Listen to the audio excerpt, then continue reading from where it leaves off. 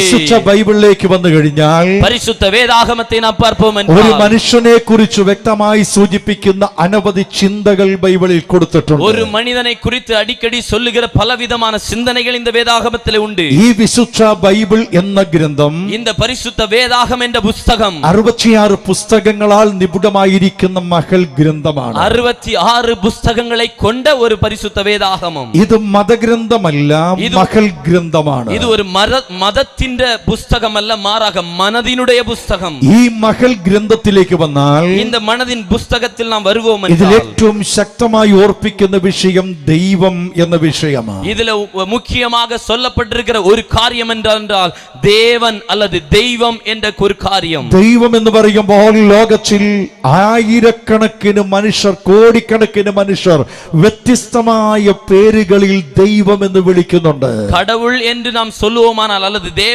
என்று சொல்லுவோமானால் இந்த உலகத்தில் நாம் பார்த்தால் பலவிதமான மனிதர்கள் பல விதமான கடவுள்களை கூப்பிட்டு கொண்டிருக்கிறார்கள். പല പേരിൽ ദൈവത്തെ വിളിക്കുന്നുണ്ട്, പല பெயர்களில் தேவனை கூப்பிடுகிறார்கள். എന്നാൽ ദൈവം എന്ന് പറഞ്ഞാൽ എന്താണ്? ஆனால் தேவன் அல்லது கடவுள் என்றால் என்ன? ഞാൻ ഇപ്രകാരം പറയാറുണ്ട്, நான் இப்படி அடிக்கடி சொல்லுவதுண்டு, ദൈവമെന്നൊരുവനെ വിളിക്കണമെങ്കിൽ தேவன் அல்லது தெய்வம் என்று ஒருவரை கூப்பிட வேண்டுமானால் ദൈവത്തിന് മാത്രം അവകാശപ്പെട്ട യോഗ്യതകൾ ചിലതുണ്ടായിരിക്കും. தேவனுக்கு என்று மாத்திரமே குறிக்கப்பட்ட பல தகுதிகள் அவருக்கு உண்டு. മറ്റാർക്കും അവകാശപ്പെടാൻ കഴിയാത്ത ചില യോഗ്യതകൾ ദൈവത്തിനുണ്ടായിരിക്കും. அந்த தகுதி வேற யாருக்குமே அடாப்ட் பண்ண முடியாத, கொண்டு வர முடியாத தகுதிகள் தேவனுக்கு உண்டு. ഞാൻ ഈ പറയുന്ന യോഗ്യതകൾ ആർക്കൊക്കെയുണ്ടോ അവരെല്ലാം ദൈവമാണ്. நான் சொல்ல போகிற தகுதிகள் யாருக்கெல்லாம் உண்டோ அவர்கள் எல்லாரும் தேவர்களாக എന്നാൽ இருக்கிறார்கள். ആർക്കൊക്കെ ഇല്ലയോ അവരാരും ദൈവം അല്ല. அதே நேரத்துல யாருக்கெல்லாம் அந்த தகுதிகள் இல்லையோ அவர்கள் எல்லாம் தேவனே கிடையாது. അതിൽ ചിലത് മാത്രം ഞാൻ തൊട്ടൊന്ന് വെക്കാം. அதில் சில காரியங்களை மாத்திரம் நான் சொல்ல ഒന്ന്, விரும்புகிறேன். ദൈവം എന്ന് പറഞ്ഞാൽ സർവ്വത്തിലും മുൻപേ ഉണ്ടായിരുന്നവനാകണം. ஒன்று கடவுள் என்று சொன்னால் எல்லாம் தோன்றுவதற்கு முன்பதாகவே உண்டாயிருந்தவராயிருக்க வேண்டும். ദൈവത്തെ ആരും ഉണ്ടാക്കുവാൻ പാടില്ല. தேவனை யாரும் உண்டாக்க முடியாது. ദൈവം ഉണ്ടാക്കപ്പെട്ടവനല്ല, ഉണ്ടായിരുന്നവനാകണം. கடவுள் என்பவர் உண்டாக்கப்பட்டவர் அல்ல, மாறாக உண்டாயிருந்தவராய் அதாவது இருந்தவராயிருக்க வேண்டும். അപ്പൊ ദൈവം എന്ന് പറയുമ്പോൾ தேவன் என்று சொன்னால் സർവ്വത്തിനു മുൻപേ ഉണ്ടായിരുന്നവൻ, எல்லாவற்றிற்கு முன்பதாகவே இருந்தவர். இரண்டாவதாக ദൈവം എന്ന് പറഞ്ഞാൽ സർവശക്തനായിരിക്കണം. தேவன் என்று சொன்னால் சகலத்தையும் செய்ய வல்லவராக இருக்க வேண்டும். ശക്തന്മാർ ഈ ലോകത്തിൽ പലരുമുണ്ട്, பல வல்லவர்கள் இந்த உலகத்தில் உண்டு. എന്നാൽ സർവശക്തൻ ഒരുവനേ ഉള്ളൂ. ஆனால் சர்வ வல்லவர் ஒருவரே ആ உண்டு. സർവശക്തനായിരിക്കണം ദൈവം. அந்த சர்வ வல்லமை உள்ளவராய் இருக்க வேண்டும் கடவுள். ദൈവത്തിന് ആരും ശക്തി കൊടുക്കരുത്, സർവത്തിനും ശക്തി കൊടുക്കുന്നവൻ ദൈവമായിരിക്കണം. தேவனுக்கு யாரும் சக்தி அல்லது வல்லமை கொடுக்க கூடாது, மாறாக யாவருக்கும் வல்லமை கொடுக்கிறவராய் இருக்க வேண்டும். അപ്പൊ മൂന്നാമത്, அப்படி என்றால் மூன்றாவதாக ദൈവം സർവജ്ഞാനിയായിരിക്കണം. தேவன் சகலத்தையும் அறிந்தவராய் இருக்க வேண்டும். ഈ ലോകത്തിൽ അനേക രാജ്യങ്ങളുണ്ട്. இந்த உலகத்துல பல ராஜ்யங்கள் உண்டு. എന്റെ അറിവിച്ചില്ലെങ്കിൽ 197 രാജ്യങ്ങൾ ഈ ലോകത്തിലുണ്ട്. என்னுடைய அறிவு சரியா இருந்தால் 197 நாடுகள் இந்த உலகத்துல உண்டு. ഈ 197 രാജ്യങ്ങളിലും അനവധി സംസ്ഥാനങ്ങൾ ഓരോ രാജ്യങ്ങളിലുണ്ട്. இந்த 197 നാടുകളിലും പലവിധமான മാநிலங்கள் ഉണ്ട്. ഈ സംസ്ഥാനങ്ങളിൽ, இந்த மாநிலங்களில் വ്യത്യസ്തമായ ഭാഷകളുണ്ട്. പലവിധமான മൊഴികൾ ഉണ്ട്. ഇന്ത്യ രാജ്യത്തിൽ, இந்திய ராஜ்யத்தில் കേരളത്തിലെ മലയാള ഭാഷ, കേരളത്തിൽ മലയാള മൊഴി, തമിഴ്നാട്ടിൽ തമിഴ് ഭാഷ, തമിഴ്നാട്ടിൽ തമിഴ് മൊഴിയും, ബാംഗ്ലൂരിൽ കന്നഡ ഭാഷ, ബാംഗ്ലൂരിലെ കന്നഡ മൊഴിയും, ആസാമിൽ ആസാമി ഭാഷ, അസാമിൽ അസാം മൊഴിയും. അപ്പൊ എത്രയോ ഭാഷകൾ നമ്മുടെ കൊച്ചു രാജ്യമായ ഇന്ത്യയിൽ തന്നെയുണ്ട്. அப்படி எத்தனையோ பல விதமான மொழிகள் நம்முடைய இந்திய நாட்டில் மாத்திரமே உண்டு. അതിൽ ഒരു സംസ്ഥാനമാണ് തമിഴ്നാട് സംസ്ഥാനം. அதில் ஒரு மாநிலம் தான் நம்முடைய தமிழ்நாடு ഈ மாநிலம். തമിഴ്നാട് സംസ്ഥാനത്തിൽ இந்த தமிழ்நாட்டு மாநிலத்தில் ഓരോ ജില്ലകളിലും വ്യത്യസ്തമായ ഭാഷകളുണ്ട്. ஒவ்வொரு மாவட்டங்களிலும் பலவிதமான மொழிகள் உண்டு. യഥാർത്ഥ തമിഴ് ഇവിടുത്തെ തമിഴാന്ന് തോന്നുന്നില്ല. சரியான தமிழ் இங்க உள்ள தமிழ் என்று எனக்கு தெரியவில்லை. ഇവിടെയുള്ളത് മലയാളവും തമിഴോട് ചേർന്ന് മലയാളം തമിഴ് ചേർന്നുള്ളൊരു ഭാഷയാണ്. நம்முடைய கன்னியாகுமரி மாவட்டத்தில் உள்ள தமிழும் மலையாளம் சேர்ந்த ஒரு விதமான നിങ്ങൾക്ക് മലയാളം അറിയാം, തമിഴും അറിയാം. യഥാർത്ഥ തമിഴ് അറിയാമോ? ഇല്ല. മലയാളം അറിയാമോ? അതും ഇല്ല. உங்களுக்கு மலையாளமும் தெரியும், தமிழும் தெரியும். அதனால மலையாளம் தெரியுமான்னு கேட்டா மலையாளம் தெரியாது, தமிழ் தெரியுமான்னு கேட்டா தமிழும் தெரியாது.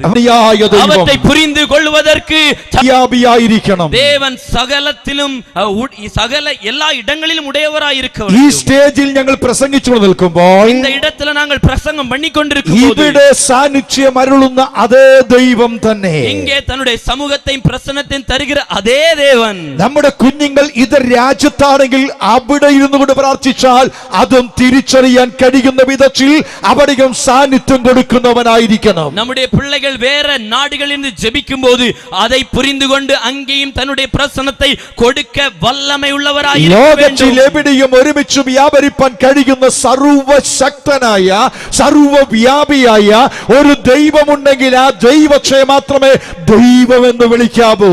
இந்த உலகத்துல எந்த இடத்திலும் எப்போதும் எப்படி வேண்டுமானாலும் ஒருவரால் இருக்க முடியும் என்றால் அவரை மாத்திரமே தேவன் என்று அழைக்க வேண்டும். നീ കൊണ്ടുവച്ചിടത്തിരിക്കുന്നവനല്ല ദൈവം, നിന്നെ കൊണ്ടു നടക്കുവാൻ കഴിവുറ്റവനാ ദൈവം. நீங்க கொண்டு வச்சிருக்கிற இடத்துல இருக்கிறவர் அல்ல தேவன், உங்களை கொண்டு நடத்த வல்லமை உள்ளவர் தான் നീ தேவன். കൊടുക്കുന്നത് ഭക്ഷിക്കുന്ന ഭക്ഷണത്തിന് വേണ്ടി തെണ്ടി നിൽക്കുന്ന ഒരുവനല്ല ദൈവം, നിനക്ക് ആഹാരം തരുന്നവനാ ദൈവം. நீங்க கொடுக்கிற சாப்பாட்டை சாப்பிடுவதற்கு அல்லது எடுத்துக்கொள்வதற்கு இருக்கிறவர் அல்ல தேவன், மாறாக உங்களுக்கு ஆகாரத்தை ஒவ்வொரு நாளும் தந்து நடத்துகிறவர். നീ കൊടുക്കുന്ന ശക്തി കൊണ്ട് ജീവിതം കഴിക്കുന്ന ദൈവം നിനക്ക് ശക്തി നൽകി തരുന്നവനാ ദൈവം. நீங்க கொடுக்கிற பலத்தை வைத்து வாழ்க்கை ஓட்டுகிறவர் அல்ல தேவன், மாறாக உங்களுக்கு பலத்தை தந்து வல்லமை தந்து நடத்துகிறவர் தான் தேவன். നീ ഉണ്ടാക്കിയവന ദൈവം, സർവ്വത്തെയും സൃഷ്ടിച്ചവനാണ് ദൈവം.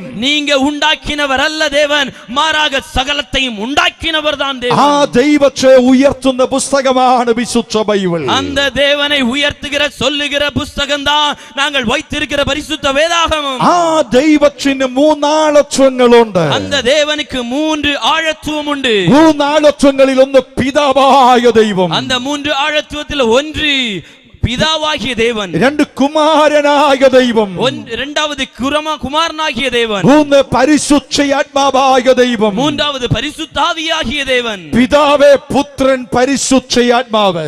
பிதா, குமாரன், பரிசுத்தாவி.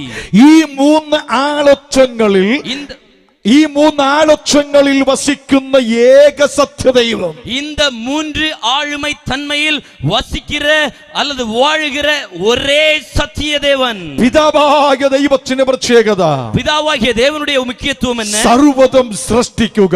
சகலத்தையும் உண்டாக்குவது. പുത്രനായ ദൈവത്തിന്റെ പ്രത്യേകത, குமாரனாகிய தேவனுடைய முக்கியத்துவம். പിതാവിനാൽ സൃഷ്ടിക്കപ്പെട്ട സർവ്വതിനെയും വേണ്ട വിധത്തിൽ വീണ്ടെടുക്കുക. பிதாவினால் உண்டாக்கப்பட்ட சகலத்தையும் தேவையான அளவில் பகுத்து எடுக்க வேண்டியது. പരിശുദ്ധാത്മാവിന്റെ പ്രത്യേകത, பரிசுத்தாவியானுடைய தன்மை என்னவென்றால் വീണ്ടെടുക്കപ്പെട്ടതിനെ നയിക്കുക, மீட்டெடுக்கப்பட்டவற்றை நடத்துவது. ഈ മൂന്നാളത്വങ്ങൾ ചേർന്ന ഏക സത്യ ദൈവം, இந்த மூன்று ஆளுமை தன்மை ஆழ்த்துவத்தை கொண்ட ஒரே சத்திய தேவன். ആ ദൈവം സൃഷ്ടിച്ച സൃഷ്ടികളിൽ, அந்த தேவன் சிருஷ்டித்த சிருஷ்டிகளில் ഏറ്റവും ശ്രേഷ്ഠമായ സൃഷ്ടി മനുഷ്യൻ. எல்லாவற்றிலும் உன்னதமான ஒரு படைப்பு என்னவென்றால் அது மனிதன். സർവ്വതും സൃഷ്ടിച്ച ദൈവം സൃഷ്ടിയിൽ മകുടമായി സൃഷ്ടിച്ചത് മനുഷ്യനെയാണ്. சகலத்தையும் உண்டாக்கின தேவன் எல்லா சிருஷ்டிகளிலும் மேன்மையாய் உண்டாக்கினது மனிதனை மாத்திரமே. വികാര വിചാര വിചിന്തനം കൊണ്ട് സൃഷ്ടിക്കപ്പെട്ട ഏക സൃഷ്ടി മനുഷ്യൻ. எண்ணங்களினாலும் சிந்தனைகளினாலும் உண்டாக்கப்பட்ட ஒரே மனிதன். ആ മനുഷ്യൻ, அந்த மனிதன் ദൈവത്തിൽ നിന്ന് പാപം നിമിത്തം അകന്നുപോയി. தேவனை விட்டு பிரிக்கப்பட்டான். ഞാൻ ചരിത്രത്തിലേക്ക് പോകുന്നില്ല, நான் வரலாற்றுல போகவில்லை. ആ പാപത്തിൽ അകപ്പെട്ടു മാറിപ്പോയ മനുഷ്യനെ, அந்த பாவத்திலிருந்து மாற்றப்பட்ட பிரிக்கப்பட்ட மனிதனை, ദൈവത്തിൽ അകന്നുപോയ മനുഷ്യനെ தேவனை விட்டு பிரிந்து போன அதே ദൈവത്തിലേക്ക് തിരിച്ചടിപ്പിക്കുക தேவனிடத்திற்கு திரும்ப கொண்டு வருவதற்கு ദൈവം ചെയ്ത പദ്ധതിയാണ്. தேவன் உண்டாக்கின ஒரு திட்டம் தான் ദൈവം മനുഷ്യനായി മാറുക. தேவன் மனிதனாய் மாறுவது. ആകയാൽ ദൈവം മനുഷ്യനായി മനുഷ്യർക്കിടയിലേക്ക് ഇറങ്ങി വന്നു. முதல்ல தேவன் மனிதனாய் மனிதர்களுக்குள்ளே வந்தார். ആ മനുഷ്യനായി ഇറങ്ങി വരപ്പെട്ട ദൈവത്തിന്റെ മനുഷ്യാവതാരത്തെ വിശുദ്ധ ബൈബിൾ വിളിക്കുന്ന പേരാണ് இருந்தவராய் இயேசு கிறிஸ்து.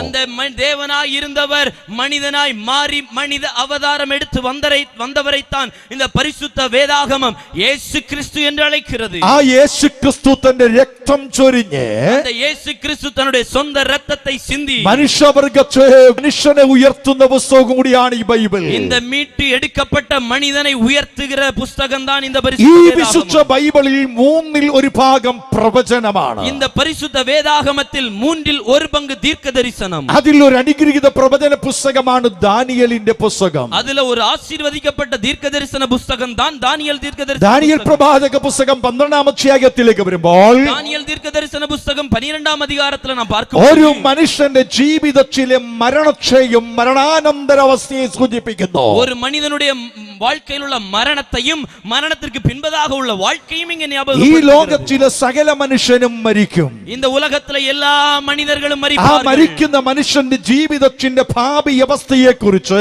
அந்த மரிக்கிறவன் மனிதனுடைய அவனுடைய எதிர்காலத்தை குறித்து വിശുദ്ധ ബൈബിൾ വ്യക്തമായി സൂചിപ്പിക്കുന്നു. பரிசுத்த வேதாகமம் தெளிவாய் சொல்லுகிறது. ബൈബിൾ പഠിച്ചാൽ வேத புத்தகத்தை படித்தால் ഒരു മനുഷ്യന്റെ മരണത്തിന് ശേഷമായി സംഭവിക്കുന്ന അവസ്ഥയെ കുറിച്ച് പറയുമ്പോൾ ஒரு மனிதனுடைய மரணத்திற்கு பின்பதாக என்ன நடக்கும் என்று நாம் பார்க்கும்போது 7 വിധ ഉയർപ്പിനെ കുറിച്ച് ബൈബിൾ പഠിപ്പിക്കുന്നുണ്ട്. 7 വിധமான ഉയർപ്പുകളെ குறித்து വേദവചനം 7 சொல்லுகிறது. സന്ദർഭങ്ങളിൽ നടക്കുന്ന ഉയർപ്പുകൾ. வேறு 7 நிலைகளில் நடக்கிற உயர்ப்புகள். അതിൽ വിശുദ്ധ ബൈബിൾ പറയുന്ന ഒന്നാമത്തെ ഉയർപ്പ് அதுல ஒன்று பரிசுத்த வேதாகமம் சொல்லுகிற முதலாவது உயிர்ப்பு ആദിഫലമായ ഉയർപ്പ്. அவன் முதற் பலனான உயிர்ப்பு. ആദിഫലമായ ഉയർപ്പ് വിളിച്ചു പറയുന്ന യേശു ക്രിസ്തുവിന്റെ ഉയർപ്പിനെയാണ്. முதிர் பலனான உயர்ப்பை எடுத்து சொல்லுவது இயேசு கிறிஸ்துவை குறித்து. രണ്ടാമത് ഒരു ഉയർപ്പ് നടക്കും. இரண்டாவதாக ஒரு உயர்ப்பு நடக்கும். അത് യേശു ക്രിസ്തു തന്റെ വിശുദ്ധന്മാരെ ചേർക്കുവാൻ വീണ്ടും വരുമ്പോൾ அது இயேசு கிறிஸ்து தன்னுடைய பரிசுத்தவான்களை சேர்த்துக் கொள்வதற்கென்று மறுபடியும் வரும்போது വിശുദ്ധ സഭ മരിക്കപ്പെട്ട വിശുദ്ധന്മാരുടെ ശരീരങ്ങൾ ഉയർത്തെഴുന്നേൽക്കും. கிறிஸ்துவுக்குள்ள மரித்தவர்களாய் இருக்கிற பரிசுத்தவான்களுடைய சரீரம் உயிரோட எழும்பும். ആ ഉയർപ്പ് കൃപായുഗത്തിന്റെ അവസാനത്തിലായിരിക്കും. அந்த உயிர்த்தெழும்புதல் கிருபையின் காலத்தினுடைய முடிவிலே இருக்கும். മൂന്നാമത് ബൈബിൾ പറയുന്ന ഉയർപ്പ് மூன்றாவது வேத புத்தகம் சொல்லுகிற ஒரு உயிர்ப்பு വിശുദ്ധ ബൈബിളിൽ വെളിപ്പാട് പുസ്തകത്തിലേക്ക് വരുമ്പോൾ பரிசுத்த வேதாகமத்தில் வெளிப்படுத்தல் நிருபத்தில் நாம் வரும்போது 666 എന്ന മുദ്രയെ കുറിച്ച് കാണുവാൻ കഴിയും. 666 என்று சொல்லுகிற ஒரு முத்திரையை நாம் അത് பார்க்க முடியும். എതിർ ക്രിസ്തുവിന്റെ മുദ്രയാണ്. அது அந்தி கிறிஸ்துவனுடைய முத்திரை. ആ എതിർ ക്രിസ്തുവിന്റെ മുദ്രയാകുന്ന 666 എന്ന മുദ്ര அந்த அந்தி கிறிஸ்துவனுடைய முத்திரையாய் இருக்கிற 666 என்கிற முத்திரை അത് വാങ്ങാതെ കുറെ പേർ രക്തസാക്ഷികളായി മരിക്കും. அதை வாங்காமல் சிலர் இரத்த சாட்சிகளாக ആ மரிப்பார்கள். രക്തസാക്ഷികളായി മരിക്കുന്നവർക്ക് ഉയർപ്പുണ്ട്.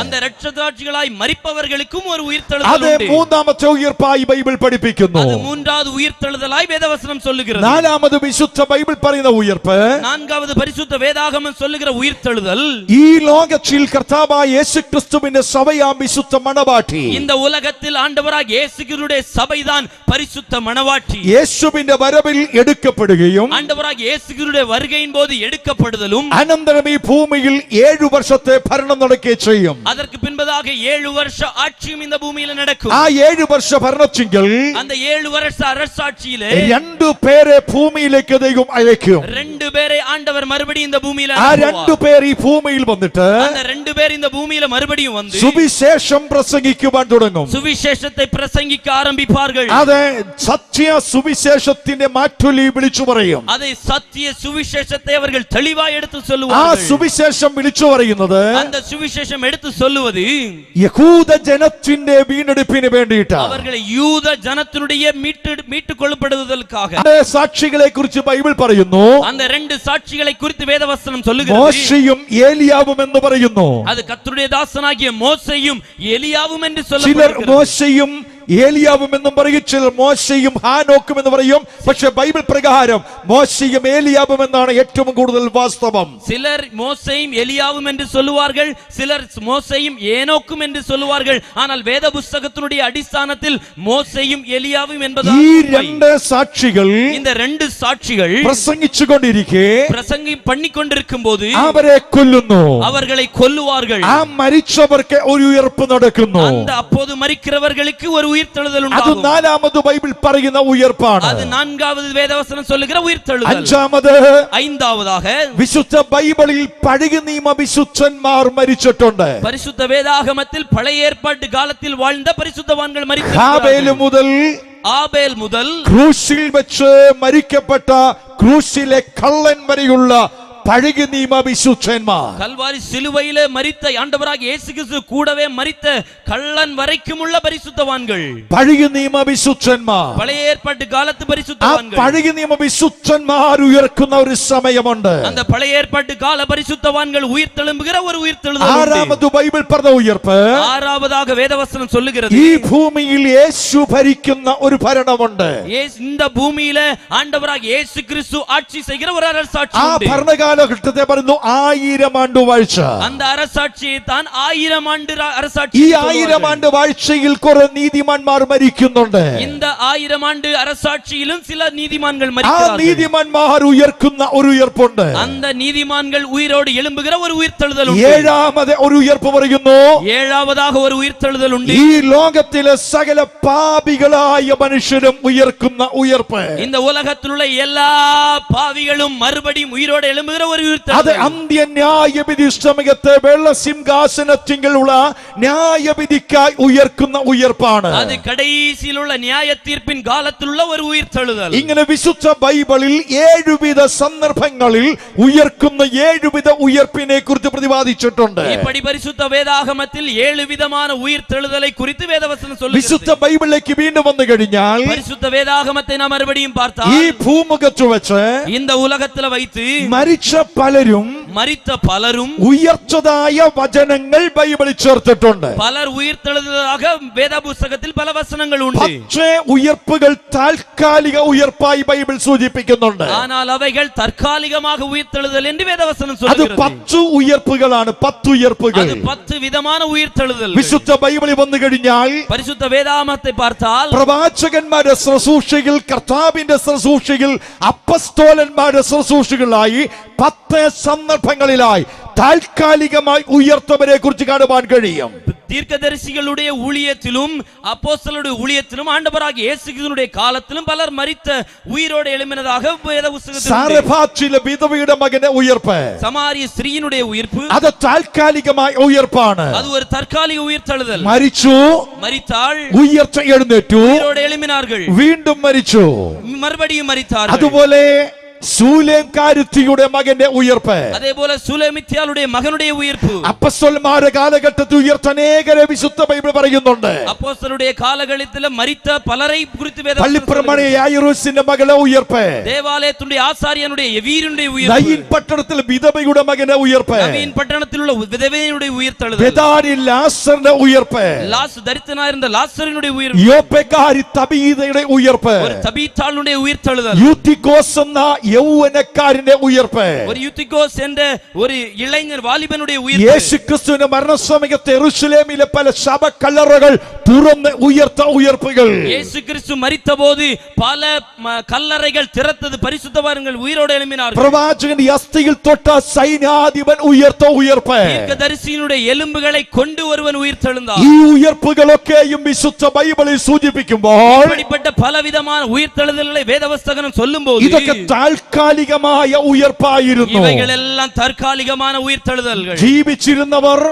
உயிரோட இருந்தவர்கள் മരിക്കുന്നു, மரிக்கிறார்கள். എന്നാൽ ചില നാടുകളിലേക്ക് വീണ്ടും അവരെ ഉയർപ്പിക്കുന്നു. ஆனால் சில நாட்களுக்குள்ள மறுபடியும் ആ அவர்கள் ഉയർത്തവർ മുഴുവൻ വീണ്ടും മരിക്കുന്നു. அப்படி உயிரோட எழும்பினவர்கள் மறுபடியும் மரிக்கிறார்கள். എന്നാൽ ഈ ഭൂലോകത്തിൽ ജീവിച്ചിരുന്ന് ஆனால் இந்த உலகத்தில் உயிரோட இருந்து മരിച്ച് மரித்து മരണത്തിന്മേൽ ജയം പ്രാപിച്ച് மரணத்தின் மேல் ஜெயத்தை பெற்று ഉയർച്ചെഴുന്നേറ്റിട്ട് உயிரோட எழும்பி ഇന്നുവരെയും വീണ്ടും മരിക്കാത്ത இன்றைக்கு വரைக்கும் மறுபடியும் மரிக்காமல் இருக்கிற ആദ്യ ഫലമായ ഒരു ഉയർപ്പുണ്ട് വിശുദ്ധ ബൈബിളിൽ. முதற் பலனான ஒரு உயிர்த்தெழுதலும் பைபிளில் உண்டு. ആ ഉയർച്ചത് എന്റെ യേശുവിന്റെ ഉയർപ്പാണ്. அப்படி உயிரோட எழும்பினது என்னுடைய ஆண்டவராகிய இயேசு கிறிஸ்துவினுடைய உயிரோட எழும்பினது. അതുകൊണ്ട് ബൈബിൾ ആ ഉയർപ്പിനെ വിളിക്കുന്നു ആദ്യ ഫലമായ ഉയർപ്പ്. அதனால வேத புத்தகம் அந்த உயிர்த்தெழுதலை குறித்து சொல்லுகிறது முதற் பலனான உயிர்த்தெழுதல். യേശു ക്രിസ്തു ഉയർത്തെഴുന്നേൽക്കുവാൻ കാരണം എന്താണ്? இயேசு கிறிஸ்து உயிரோடு எழும்புவதற்கு காரணம் என்ன? അതിന് പ്രത്യേകമായ ചില കാരണങ്ങളുണ്ട്. அதற்கு சில முக்கியமான பல അതിൽ காரணங்கள் உண்டு. ഒന്നാമത്, அதில் ஒன்று, യേശു ക്രിസ്തു ഉയർക്കുവാൻ കാരണം இயேசு கிறிஸ்து உயிரோடு எழும்புவதற்கு காரணம் പിതാവായ ദൈവം ഒരുക്കി കൊടുത്ത ശരീരത്തിൽ വസിച്ചവനാണ് യേശു ക്രിസ്തു. பிதாவாகிய தேவன் ஆயத்தம் பண்ணின சரீரத்தில் வாசம் பண்ணினவர் தான் இயேசு கிறிஸ்து. എന്താണ് യേശുവിന്റെ ശരീരത്തിലെയും നമ്മുടെ ശരീരത്തിലെയും തമ്മിൽ വ്യത്യാസം? இயேசு கிறிஸ்துவுடைய சரீரத்திற்கும் நம்முடைய சரீரத்திற்கும் உள்ள வித்தியாசம் என்ன? പിതാവ് ഒരുക്കി കൊടുത്ത ശരീരം എന്ന് പറയുവാൻ കാരണം എന്താണ്? பிதா ஆயத்தம் பண்ணின சரீரம் என்று சொல்வதற்கு காரணம் என்ன? എന്റെ ശരീരത്തിൽ പാപമുണ്ട്, நம்முடைய சரீரத்துல பாவம் உண்டு, എന്റെ ശരീരത്തിൽ പാപ ചിന്തയുണ്ട്, என்னுடைய சரீரத்துல பாவத்தினுடைய சிந்தனைகள் എന്റെ உண்டு, ശരീരത്തിൽ പാപ സ്വഭാവങ്ങളുണ്ട്. என்னுடைய சரீரத்துல பாவத்தினுடைய ലോകത്തിലെ சுபாவங்கள் உண்டு. സകല മനുഷ്യന്റെയും ശരീരത്തിൽ പാപ ചിന്തയും പാപ സ്വഭാവവും പാപവുമുണ്ട്. உலகத்துள்ள எல்லா மனிதனுடைய சரீரத்திலும் பாவத்தினுடைய எண்ணங்கள், செயல்பாடுகள், சிந்தனைகள் உண்டு. പാപമില്ലാത്ത, பாவம் இல்லாத, മാലിന്യമില്ലാത്ത, எந்த ஒரு களங்கம் இல்லாத വിശുദ്ധമായ ഒരു ശരീരമുണ്ടെങ്കിൽ അത് യേശുവിന്റെ ശരീരം മാത്രമാണ്. பரிசுத்தமான ஒரு சரீரம் உண்டென்றால் அது என்னுடைய ஆண்டவராகிய இயேசு கிறிஸ்து சரீரம் മാത്രമേ. പാപിയോടുകൂടെ നടന്നിട്ടും பாவியோடு கூட நடந்தும் പാപത്തിൽ നടക്കാത്ത, பாவத்தில் நடக்காத, പാപിയോടുകൂടി ഇരുന്നിട്ടും பாவம் செய்கிறவர்கள் கூட இருந்தும் പാപത്തിൽ ഇരിക്കാത്ത, பாவத்தில் இருக்காத, പാപിയോട് സംസാരിച്ചിട്ടും பாவிக்காரரோடு പാപം பேசியும் സംസാരിക്കാത്ത, பாவத்தை பேசாத, പാപിയോടുകൂടെ കിടന്നിട്ടും பாவியோடு கூட வசித்தும் പാപത്തിൽ കിടക്കാത്ത, பாவத்தில் கிடக்காத, പാപിയോടുകൂടെ യാത്ര ചെയ്തിട്ടും பாவிகளோடு கூட யாத்திரை பண்ணி പാപത്തിൽ യാത്ര ചെയ്യാത്ത, பாவத்தில் பிரயாணம் பண்ணாத, വ്യഭിചാരിയോടുകൂടെ ഇരുന്നിട്ടും விபச்சாரியோடு கூட இருந்தும் വ്യഭിചാരം ചെയ്യാത്ത, விபச்சாரம் செய்யாத, പാപത്തെ ജയിച്ച, பாவத்தை மேற்கொண்ட, പാപത്തെ കീഴ്പ്പെടുത്തിയ, பாவத்தை കീഴ്പ്പെടുത്തിയ, പാപത്തിന്മേൽ ജയം വരിച്ച, பாவத்தின் மேல ஜெயத்தை பெற்று, പാപമില്ലാത്ത, பாவமே இல்லாத, പാപിയല്ലാത്ത, பாவி இல்லாத, പാപത്തെ ജയിച്ച ഒരുവനുണ്ടെങ്കിൽ பாவத்தை மேற்கொண்ட ஒருவர் உண்டென்றால் അത് യേശു മാത്രമാണ്. அது என்னுடைய ஆண்டவராகிய இயேசு மாத்திரமே. അതുകൊണ്ട് പിതാവ് ഒരുക്കിയ ശരീരത്തിൽ വസിച്ചവൻ യേശു. அதனால பிதாவாகிய தேவன் ஆயத்தம் பண்ணின சரீரத்தில் வாசம் பண்ணினவர் இயேசு. യേശു ഉയർക്കുവാൻ രണ്ടാമത്തെ കാരണം, இயேசு கிறிஸ்து உயிரோடு எழும்புவதற்கான இரண்டாவது காரணம், പിതാവായ ദൈവത്തിന്റെ ഇഷ്ടം മാത്രം ചെയ്തുകൊണ്ട് ഈ ഭൂമിയിൽ ജീവിച്ച ഒരേ ഒരുവൻ യേശു ക്രിസ്തു. பிதாவாகிய தேவனுடைய சித்தத்தை மாத்திரம் செய்து இந்த உலகத்தில் வாழ்ந்தவர் தான் இயேசு கிறிஸ்து. പിതാവിന്റെ ആലോചനയെ ത്യജിക്കാത്തവൻ, പിതാവിന്റെ ആലോചനയെ ത്യജിക്കാതെ ജീവിച്ചവൻ, பிதாவுடைய ஆலோசனையை தவறு செய்யாமல் தவறாமல் வாழ்ந்தவர். ഒരു ചെറിയ ഉദാഹരണം ഞാൻ സൂചിപ്പിക്കാം. ஒரு சிறிய எடுத்துக்காட்டு நான் சொல்லுகிறேன். യേശു സ്നേഹിച്ച ഒരു മനുഷ്യനായിരുന്നു ലാസർ. இயேசு அதிகமாய் சிநேகித்த ஒரு மனுஷனா இருந்தால் லாசரு. ലാസറിന് രണ്ട് സഹോദരിമാരുണ്ടല്ലോ, லாசருக்கு ரெண்டு சகோதரிகள் മാർത്തയും இருந்தார்கள். മറിയയും. மார்த்தாவும் மரியாளும். ആ മാർത്തയും മറിയയും ലാസറുമുള്ള ഭവനത്തിൽ യേശു സ്ഥിരമായി പോകുമായിരുന്നു. அந்த மார்த்தாவும் மரியாளும் லாசரும் உள்ள அந்த இல்லத்துல இயேசு அடிக்கடி போகுவார். ആ വീട്ടിൽ യേശുവിന്റെ സ്ഥിരമായുള്ള വാസവും അവിടുത്തെ വരവും നാട്ടുകാർക്ക് ഇഷ്ടപ്പെട്ടില്ല. அந்த வீட்டில் உள்ள இயேசுவினுடைய தொடர் பிரயாணம், அந்த வீட்டிற்கு செல்வது அந்த வீட்டில் உள்ளவங்களுக்கு பிடிக்கல. യേശുവിനെ ആ വീട്ടിൽ നിന്ന് ഓടിക്കണമെന്ന് പല നാട്ടുകാരും സംസാരിക്കുവാൻ തുടങ്ങി. இயேசு கிறிஸ்துவை அந்த வீட்டிலிருந்து மாற்ற வேண்டும் என்று சொல்லி பல அந்த நாட்டு சமுதாயக்காரர் எண்ண துவங்கினார். എന്നാൽ മാർത്തയ്ക്കും മറിയത്തിനും ലാസറിനും യേശുവിനെ കുറിച്ചുള്ള ബഹുമാനം കുറയുന്നില്ല. ஆனால் இந்த லாசருக்கும் மார்த்தாளுக்கும் மரியாளுக்கும் இயேசுவின் மேலுள்ள கனம், அந்த அன்பு குறையவில்லை. അവർക്കറിയാം യേശു ആ വീട്ടിൽ വരുന്നത് എന്തിനാകുന്നുവെന്ന്. ஏனென்றால் அவர்களுக்கு தெரியும் இயேசு எதற்காக நம்முடைய வீட்டில் வருகிறார் என்று. നാട്ടുകാർക്ക് അത് തിരിയച്ചില്ല. வீட்டில் നാട്ടുകാർക്ക് അവർക്ക് தெரியாது. ഒരു സുവിശേഷകൻ നിന്റെ വീട്ടിൽ കയറി വന്നാൽ അതിന്റെ പ്രത്യേകതയും നാട്ടുകാർക്ക് അറിയത്തില്ല. പക്ഷേ അവൻ വീട്ടിൽ കയറി വന്നാൽ ആ വീടിന് രക്ഷയെ കുറിച്ചുള്ള സന്ദേശം അറിയിക്കുമെന്ന് വീട്ടുകാർക്കറിയാം. ஒரு ஊழியக்காரன் தன்னுடைய வீட்டில் வந்தா என்ன நடக்கும் என்று சொல்லி சமுதாயத்தில் உள்ளவர்களுக்கு தெரியாது. ஆனால் அந்த வீட்டில் உள்ளவர்களுக்கு தெரியும் ஒரு ஊழியக்காரன் சுவிசேஷக்காரன் வீட்டுக்குள்ள வந்தா என்ன நடக்கும் என்று. യേശു ക്രിസ്തു മത്സരിക്കുവാൻ പോയില്ല. ஆனால் இயேசு கிறிஸ்து யுத்தம் பண்ண போகல. യേശു ക്രിസ്തുவோട് പോരാടുവാൻ പോയില്ല. இயேசு கிறிஸ்து வாக்குவாதம் பண்ண போகவில்லை. യേശു ആ വീട്ടിൽ നിന്ന് പോയി. இயேசு அங்கே இருந்து போனார். ദൂരദേശത്തേക്ക് പോയി. அவர் தூர பிரயாணம் பண்ணினார். ചില ദിവസങ്ങൾ കഴിഞ്ഞപ്പോൾ பல நாட்கள் கழிந்த பின்பு യേശു സ്നേഹിച്ച തന്റെ സ്നേഹിതനായ ലാസർ ദീനം പിടിച്ചു. இயேசு நேசித்த அந்த நேசவானாய் இருந்த அந்த லாசரு வியாதிப்பட்டான். ആ രോഗവിവരം യേശു അറിയുന്നു. அந்த வியாதியினுடைய விபரத்தை இயேசு அறிகிறார். പക്ഷെ ലാസറിന്റെ അരികിലേക്ക് യേശു പോയില്ല. ஆனால் லாசருவினுடைய അടുത്ത് இயேசு போகவில்லை. ലാസർ രോഗം പിടിച്ച് മൂർച്ഛന്യാവസ്ഥയിലായി. லாசரு வியாதி பிடித்து அவன் மரண தருவாயிலானான். എന്നിട്ടും യേശു പറഞ്ഞു പോയില്ല. இருந்தாலும் இயேசு அங்கே போகவில்லை. യേശു ക്രിസ്തു ആ വീട്ടിലേക്ക് പോകാതെ വന്നപ്പോൾ പലരും യേശു ക്രിസ്തുവിന്റെ ആ സ്നേഹത്തിന്റെ കുറവിനെ കുറിച്ച് പറയുവാൻ തുടങ്ങി. இயேசு கிறிஸ்து அந்த வீட்டிற்கு இப்படிப்பட்ட நிலைமையிலும் போகாததனால பலரும் இயேசு அவர்களை கைவிட்டார் என்று சொல்லி பேச ஆரம்பித்தார்கள். ലാസർ മരിക്കുന്നു. லாசரு மரிக்கிறார். ഒന്നാം ദിവസമായി முதல் நாளானது യേശു പോയില്ല. இயேசு போகவில்லை. രണ്ടാം ദിവസമായി இரண்டாவது நாளானது യേശു പോയില്ല. இயேசு போகவில்லை. മൂന്നാം ദിവസമായി மூன்றாவது நாளானது യേശു പോയില്ല. இயேசு போகவில்லை. നാലാം നാളായി நான்காவது நாளானது മരിച്ച ലാസർ മരിച്ച ശേഷം അടക്കി നാറ്റം വെച്ചു തുടങ്ങി. மரித்த லாசரு மரித்ததற்கு பின்பதாக அடக்கம் பண்ணி நார துவங்கினது. യേശു വരികയാ. இயேசு வருகிறார். എന്തുകൊണ്ട് യേശു ഈ ദിവസങ്ങൾ താമസിച്ചു വരുവാൻ? எதனால இயேசு இவ்வளவு நாட்கள் தாமதமாகி வருகிறார்? തന്റെ ഇഷ്ടപ്രകാരം എന്തുകൊണ്ട് യേശു പോയില്ല? தன்னுடைய எண்ணத்தின்படி ஏன் இயேசு போகல? പിതാവ് പറയാതെ യേശു പോകച്ചില്ല. பிதா சொல்லாம இயேசு ஒருடம் போக மாட்டார். എന്തുകൊണ്ടാ യേശു മരണവിവരം പറഞ്ഞിട്ടും 1, 2, 3 ദിവസം എത്താത്തത്? ஏன் இயேசு மரணத்தை குறித்து அறிந்து 1ஆம் தேதி 2ஆம் நாள் 3ஆம் நாள் போகல? അതിന് കാരണമുണ്ട്.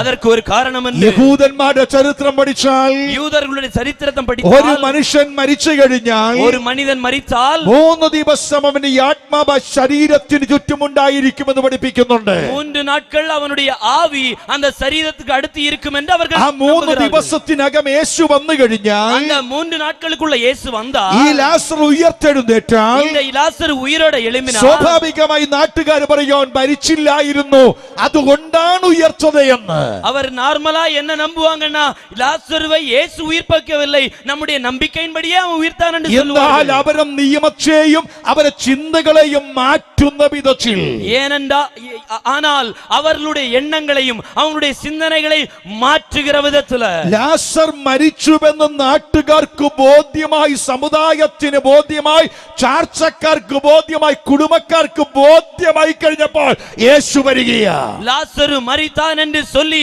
அவனுடைய சமுதாயத்துல, அவனுடைய கிராமத்துல, அவனுடைய பட்டணத்துல, அவனுடைய வீட்டுக்காரர்களுக்கு கூட எல்லாரும் அறிந்த பின்பதாக இயேசு வருகிறார். പിതാവിന്റെ ഈ ആലോചന കേട്ട ശേഷം യേശു വരികയാ. பிதாவுடைய சித்தத்தை அறிந்த பின்பதாக இயேசு வருகிறார். യേശു വന്നിട്ട് പറയുന്നു, ലാസർ മരിച്ചുവെന്ന് വിവരം പറഞ്ഞപ്പോൾ സഹോദരിമാർ യേശുവിനോട് പറയുന്നു, നീ ഇവിടെ ഉണ്ടായിരുന്നുവെങ്കിൽ എന്റെ സഹോദരൻ മരിക്കുകയില്ലായിരുന്നു. இயேசு அங்கே வந்த பின்பு அவனுடைய சகோதரிகள் சொல்லுகிறார்கள், ஆண்டவரே நீர் இங்கே இருந்திருந்தா என்னுடைய சகோதரன் மரித்திருக்க மாட்டான் என்று. എന്നാൽ യേശു പറയുന്നു, ஆனால் இயேசு சொல்லுகிறார், വിശ്വസിച്ചാൽ ഇന്ന് നീ ദൈവത്തിന്റെ മഹത്വം കാണും. விசுவாசித்தால் இன்றைக்கு நீ தேவனுடைய மகிமையை காண்பாய். എന്തുകൊണ്ടാണ് യേശു വരുവാൻ താമസിച്ചത്? ஏன் இயேசு வருவதற்கு അവന്റെ தாமதமானார்? മഹത്വം വെളിപ്പെടുത്തുവാൻ, அவருடைய മகிமையை അവൻ ആരെന്ന് வெளிப்படுத்துவதற்கு, വെളിപ്പെടുത്തുവാൻ, அவர் யார் என்று പിതാവ് வெளிப்படுத்துவார். എന്നെ അയച്ചത് എന്തിനെന്ന് വെളിപ്പെടുത്തുവാൻ, பிதா தன்னை எதற்காக அனுப்பினார் என்று வெளிப்படுத்துவார். പിതാവിന്റെ വാക്കിനെ അനുസരിക്കുന്ന പുത്രന് ലോകം തിരിച്ചു. சத்தத்தை கீழ்ப்படுகிறவர்களை இந்த உலகம் திரிந்து அறிந்து கொள்ளும். ഒന്നുകൂടി വ്യക്തമായി പറഞ്ഞാൽ, ഒന്നുകൂടി വ്യക്തമായി സൂചിപ്പിച്ചാൽ, இன்னொரு விதத்துல நான் சொன்னா, പിതാവിനെ സ്നേഹിക്കുന്ന മകൻ கிறிஸ்து தேவனுடைய குமாரன் என்று வெளிப்படுத்துவதற்காக தேவன் ஆயத்தம் பண்ணின ஒரு குமாரன் என்று வெளிப்படுத்துவதற்காக தேவன் ஆயத்தம் பண்ணின ஒரு വിശുദ്ധ ബൈബിളിലേക്ക് വന്നു കഴിഞ്ഞാൽ, பரிசுத்த வேதாகமத்தை நாம் பார்த்தால் യേശു ക്രിസ്തു ഉയർപ്പിനെ ബൈബിൾ പഠിപ്പിക്കുന്നു, ആദ്യ ഫലമായ ഉയർപ്പ്. இயேசு கிறிஸ்துவினுடைய உயிர்த்தெழுதலை குறித்து வேதாகமம் சொல்லுகிறது முதற் பலனானவர் என்று. ആ ഉയർപ്പ്, அந்த உயிர்த்தெழுதல், യേശു ക്രിസ്തു ഉയർത്തുവെങ്കിൽ அந்த இயேசு கிறிஸ்து உயிர்த்தெழுந்தார் അതൊരു என்றால் വലിയ സത്യത്തെ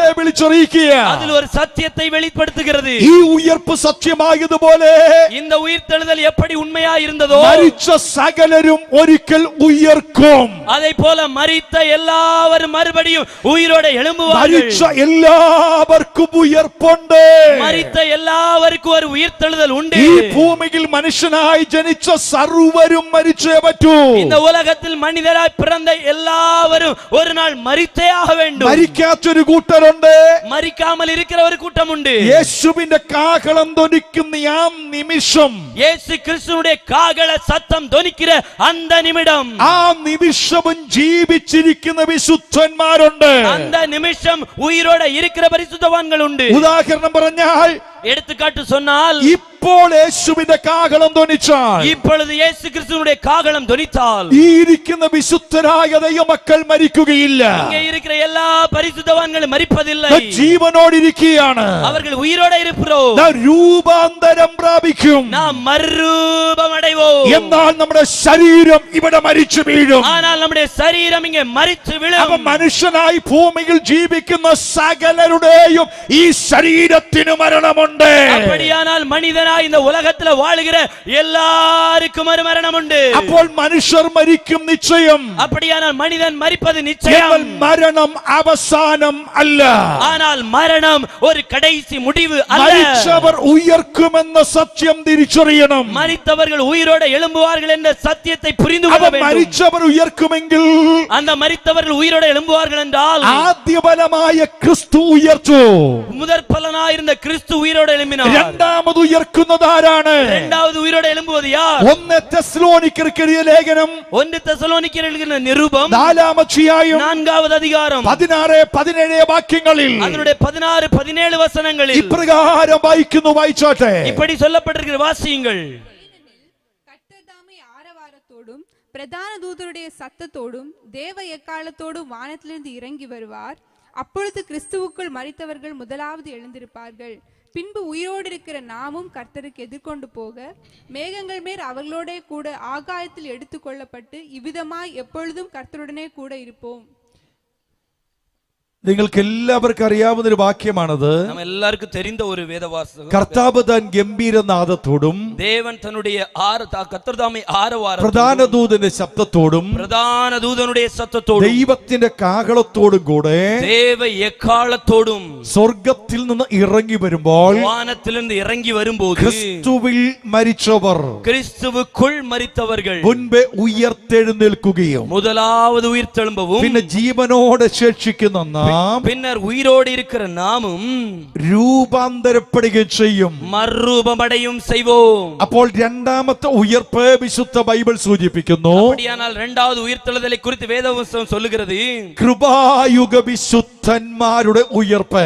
கிருபை காலகட்டத்தில் உள்ள பரிசுத்தவான்களுடைய ഏതാ உயிர்த்தெழுதல். കൃപായുഗം എന്ന് പറഞ്ഞാൽ? கிருபை காலம் என்றால் என்ன? യേശു ക്രിസ്തു മനുഷ്യനായി ഭൂമിയിൽ അവതരിച്ച് இயேசு கிறிஸ்து மனிதராய் இந்த உலகத்துல வந்து മാനവകുലത്തിന്റെ പാപത്തിന്റെ പരിഹാരത്തിനായി ക്രൂശിൽ യാഗമായി, மானுட குலத்தினுடைய மீட்பிற்காக கல்வாரி சிலுவையில பலியாகி, ആ യാഗമായ യേശു ക്രിസ്തുവിൽ വിശ്വസിച്ച ദൈവമക്കൾ, அந்த பலியான இயேசு கிறிஸ்துவை விசுவாசிக்கிற தேவனுடைய பிள்ளைகள், യേശുവിന്റെ രണ്ടാം വരവിന്റെ ആരംഭ ഘട്ടം വരെ இயேசு கிறிஸ்துனுடைய இரண்டாவது வருகையினுடைய ஆரம்பம் வரைக்கும் ഈ ഭൂമിയിൽ ജീവിച്ചു മരിച്ച സകല വിശുദ്ധന്മാരും இந்த உலகத்துல வாழ்ந்து மரித்த சகல பரிசுத்தவான்களும் ജീവനോടിരിക്കുന്ന വിശുദ്ധന്മാരും உயிரோடு இருக்கிற பரிசுத்தவான்களும் ഉയർക്കുന്ന ഉയർപ്പാണ് രണ്ടാമത്തെ ഉയർപ്പ്. உயிரோடு எழும்புகிற ஒரு உயிர்த்தெழுதல் தான் இரண்டாவது ആ உயிர்த்தெழுதல். ഉയർപ്പിന് ബൈബിൾ പറയുന്നു அந்த உயிர்த்தெழுதலை குறித்து വേദാഗമം കൃപായുഗ വിശുദ്ധന്മാരുടെ ഉയർപ്പ്. அது கிருபை காலகட்டத்தில் உள்ள பரிசுத்தவான்களுடைய உயிர்த்தெழுதல். ഈ ഉയർപ്പിൽ ധ്വനിക്കുന്ന കാഹളനാദത്തെ കുറിച്ച് അവിടെ വായിക്കുന്നുണ്ട്. இந்த உயிர்த்தெழுதலில் ധ്വനിക്കപ്പെടുகிற அந்த எக்கால சத்தத்தை குறித்து நாம் பார்க்கலாம். കർത്താവ് താൻ ഗംഭീരനാദത്തോടും கர்த்தர் தாமே ஆரவாரத்தோடும் ദൈവത്തിന്റെ കാഹളത്തോടും கர்த்தருடைய சத்தத்தோடும் தேவ പ്രധാന ദൂതന്റെ எக்காலத்தோடும் ശബ്ദത്തോടും பிரதான தூதனுடைய சத்தத்தோடும் 3 ശബ്ദങ്ങളെ എടുത്തു പറയുകയാണ്. 3 சத்தங்களை குறித்து எடுத்து சொல்லுகிறார். അതിൽ ഗംഭീരനാദത്തെ എടുത്തു പറയുന്നു. കർത്താവിന്റെ ഗംഭീരനാദം. அது கர்த்தருடைய ஆரவாரம். ഇത് 2 പ്രത്യേകതയെ സൂചിപ്പിക്കുക. இது 2 காரியங்களை சொல்லுகிறது. ഒന്ന് അധികാരത്തെയും 1 அதிகாரத்தையும் 2 കൽപ്പനയെയും. 2வது கற்பனையையும். ഈ അധികാരത്തിന്റെ ഈ കൽപ്പനയുടെ നാദം, இந்த அதிகாரத்தினுடைய சத்தம், ഈ അധികാരത്തിന്റെയും இந்த அதிகாரத்தினுடைய കൽപ്പനയുടെയും இந்த கற்பனையினுடைய ഗംഭീരനാദം இந்த ആരവാരം ഈ ഭൂമിയിൽ இந்த பூமியில் ഒരിക്കൽ കർത്താവെ മുഴക്കിയിട്ടുണ്ട്. இது ஒரு வாட்டி ஏற்கனவே முழக்கப்பட்டிருக்கிறது. അത് ലാസറിന്റെ കല്ലറയ്ക്കൽ വെച്ച്, அது லாசருடைய கல்லறைக்கு முன்பதாக ലാസറേ പുറത്തു വരിക എന്ന് മുഴങ്ങിയ ശബ്ദം, லாசருவே வெளியே வா என்று சொல்லப்பட்ட சத்தம், ആ ശബ്ദത്തിന്റെ മുൻപിൽ அந்த சத்தத்திற்கு முன்பதாக മരിച്ച് നാറ്റം വെച്ച, மரித்து நாற்றம் வைத்த, ശരീരം ജീർണിച്ച சரீரம் வெளிரி போன நாற்றம் ആ வைத்த ലാസറിത ഉയർക്കുകയാ. அந்த லாசரு இங்கே உயிரோடு வருகிறார். ഗംഭീരനാദത്തിന്റെ പ്രത്യേകത, அப்படியானால் தேவனுடைய சத்தத்தினுடைய ஒரு முக்கியத்துவம் മരിച്ചവനെ ഉയർപ്പിക്കുന്ന ശബ്ദം. மரித்தவர்களை உயிரோடு எழும்புகிற சத்தம். ഈ ശബ്ദം ഒരിക്കൽ ഇനി മുഴങ്ങും. இந்த சத்தம் மறுபடியும் இன்னும் അത് முழங்கும். കർത്താവായ യേശുവിന്റെ വീണ്ടും വരവിലാണ്. அது கர்த்தருடைய இயேசு கிறிஸ்துவினுடைய மறுபடியும் வருகையில், ഈ വീണ്ടും വരവിൽ മുഴങ്ങുന്ന ശബ്ദത്തെ இந்த இரண்டாம் வருகையில் முழங்கப்படுகிற இந்த சத்தத்தை തിരിച്ചറിയണമെങ്കിൽ இதை நாம் புரிந்து கொள்ள ചില வேண்டுமானால் കാര്യം നാം അറിയണം. சில காரியத்தை நாம் புரிந்து கொள்ள வேண்டும். ലാസറിന്റെ കല്ലറയ്ക്കൽ വന്നിട്ട് லாசருடைய கல்லறைக்கு முன்பதாக வந்து ലാസറേ പുറത്തു വരിക എന്ന് വിളിച്ചു. லாசருவே வெளியே வா என்று கூப்பிட்டார். എന്നാൽ കർത്താവായ യേശു വീണ്ടും വരുമ്പോൾ ஆனால் கர்த்தராகிய இயேசு கிறிஸ்து மறுபடியும் வரும்போது ലാസറേ വരിക എന്ന് വിളിക്കില്ല. லாசருவே வெளியே வா என்று அழைக்க மாட்டார். ജെയിംസേ വെളിക വരിക എന്ന് വിളിക്കില്ല. ஜேம்ஸே வெளியே வா என்று சொல்ல மாட்டார். നിങ്ങൾ ആരെ പേര് വിളിക്കുകയില്ല. உங்கள் யாருடைய பெயரையும் ഈ ஆண்டவர் சொல்ல ഭൂമിയിൽ மாட்டார். ആരുടെയും പേര് വിളിക്കത്തില്ല. இந்த பூமியில் உள்ள யாருடைய பெயரும் கூப்பிட പിന്നെ மாட்டார். വിളിക്കുന്ന ശബ്ദമുണ്ട്. இது അழைக்கிற சத்தத்தை கொண்டு യാഗം കഴിച്ച് എന്നോട് നിയമം ചെയ്ത എന്റെ വിശുദ്ധന്മാരെ എന്ന് വിളിക്കുന്ന ശബ്ദം. பலியாக மாற்றப்பட்டு கர்த்தருடைய கற்பனையை ஏற்றுக்கொண்ட அவருடைய இரத்தத்தினால கழுவப்பட்ட பரிசுத்தவான்களே என்று கூப்பிடுவார். ആ വിശുദ്ധന്മാരെ എന്ന് വിളിക്കുന്ന ശബ്ദം அந்த பரிசுத்தவான்களே என்று கூப்பிடுகிற சத்தம் എവിടെ നിന്നാണ് മുഴങ്ങുന്നത്? அது எங்கே இருந்து முழங்கப்படுகிறது? ലാസറിന്റെ കല്ലറയ്ക്കൽ വെച്ച് മുഴങ്ങിയത് அது லாசருடைய கல்லறைக்கு முன்பதாக முழங்கியது. ഈ ഭൂമിയിൽ വെച്ച് മുഴങ്ങിയ இந்த ശബ്ദമാണ്. பூமியில் வைத்து முழங்கப்பட்ட சத்தம். ലാസർ ഭൂമിയിൽ മണ്ണിനടിയില്ല. லாசர் பூமியில மண்ணிற்கு உள்ளாடி இருக்கிறார். യേശു ലാസറിന്റെ മണ്ണടിക്കുന്ന ആ കുഴിയുടെ കരയിലാണ് വന്നിരിക്കുന്നത്. லாசர் அடக்கம் பண்ணப்பட்டிருக்கிற அந்த கல்லறையினுடைய பக்கத்துல தான் இயேசு வந்து അപ്പോൾ நிற்கிறார். ലാസറും ഈ ഭൂമിയിൽ, യേശുവും ഈ ഭൂമിയിലായിരിക്കുന്നു. லாசரும் இந்த பூமியில, இயேசுவும் இந்த பூமியில இருக்கிறாங்க. ആ സമയത്ത് മുഴങ്ങുന്ന ഗംഭീരനാദം ശബ്ദമായി പുറത്തു വന്നു. அந்த நேரத்தில் முழங்கப்படுகிற சத்தம் அது சத்தமாய் வெளியே வந்தது. ഞാനിപ്പോൾ സംസാരിക്കുന്ന ശബ്ദം നിങ്ങൾ കേൾക്കുന്നത് പോലെ நான் இப்பொழுது பேசுகிற சத்தத்தை நீங்க கேட்பது போல ലാസറേ എന്ന് യേശു വിളിച്ചത് അവിടെ ചുറ്റുപാടുന്ന മുഴുവൻ പേർക്കും കേൾക്കാവുന്ന വിധത്തിലായിരുന്നു. அப்பொழுது ஆண்டவர் கூப்பிடுவது நம்ம பேசுறது எப்படி புரியுதோ அதே போல இயேசு கூப்பிட்டது அங்க எல்லாருக்கும் புரிகிறது மாதிரி ஆண்டவர் എന്നാൽ கூப்பிட்டார். യേശു വീണ്ടും വരുമ്പോൾ ஆனால் இயேசு மறுபடியும் வரும்போது തന്റെ ഗംഭീരനാദം മുഴക്കുന്നത് தன்னுடைய தேவ எக்காலம் முழங்குவது ഈ ഭൂമിയിൽ എല്ലാവരും കേൾക്കത്തില്ല. இந்த பூமியில் எல்லாரும் கேட்க ഈ மாட்டாங்க. ഭൂമിയിലെ മുഴുവൻ പേര് കേൾക്കത്തില്ല. இந்த பூமியில் உள்ள அனைவரும் கேட்க முடியாது. ഒരു കൂട്ടരും മാത്രമേ കേൾക്കത്തുള്ളൂ. ஒரே ஒரு கூட்டத்தார் மாத்திரம் ആരാണ് கேட்பார்கள். ആ ഒരു കൂട്ടര്? அந்த ஒரு கூட்டம் അതാണ് വിശുദ്ധ ബൈബിൾ പറയുന്നത്. அதுதான் வேத புஸ்தகம் சொல்லுகிறது. യാഗം കഴിച്ച് யாகம் கழித்து നിയമം ചെയ്ത கற்பனையினால நேர்மிக்கப்பட்டு വിശുദ്ധന്മാർ. பரிசுத்தர்கள். എന്താണ് ആ വാക്കിന്റെ അർത്ഥം? என்னது அந்த வார்த்தையினுடைய அர்த்தம் என்ன? യേശു വരുന്നത് സ്വർഗത്തിൽ നിന്നാണ്. இயேசு வருவது வானத்திலிருந்து, സ്വർഗത്തിൽ നിന്ന്. பரலோகத்திலிருந்து. സ്വർഗം എവിടെയാണ്? பரலோகம் எவிட எங்கே?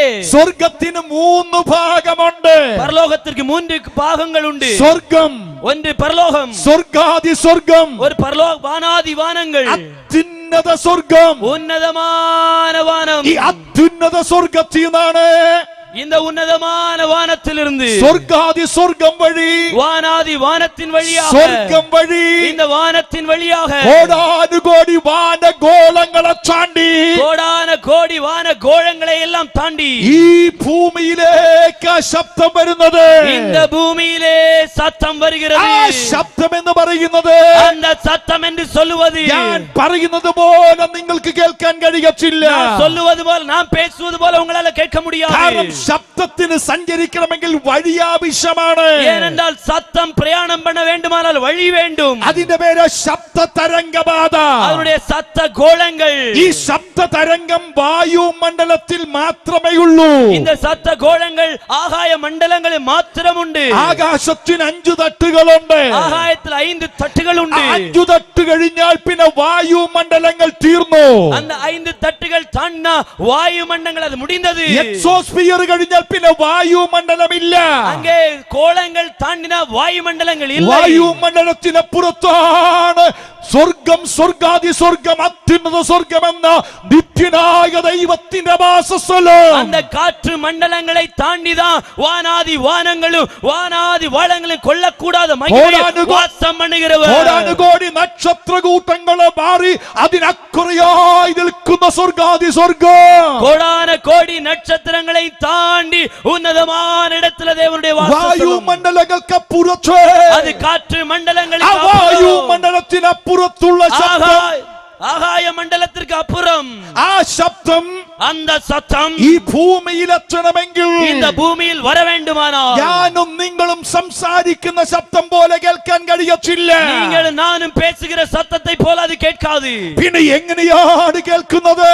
പിന്നെ எப்படி கேட்கும்? അതിന്റെ പേരാണ് റേഡിയോ തരംഗം. அதனுடைய பெயர்தான் ரேடியோ. Signal, signal.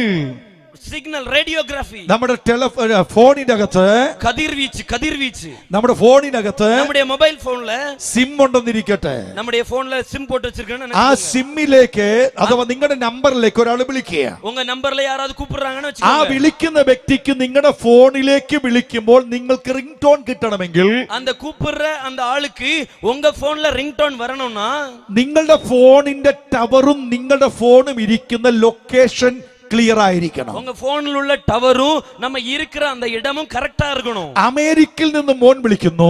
അമേരിക്കയിൽ നിന്ന് നമ്മുടെ പയ്യൻ കൂപ്പിട്ടാ ഞാൻ ഈ സംസാരിക്കുന്ന പോലെ ആകാശത്തു കൂടി ശബ്ദം വരുന്നില്ല.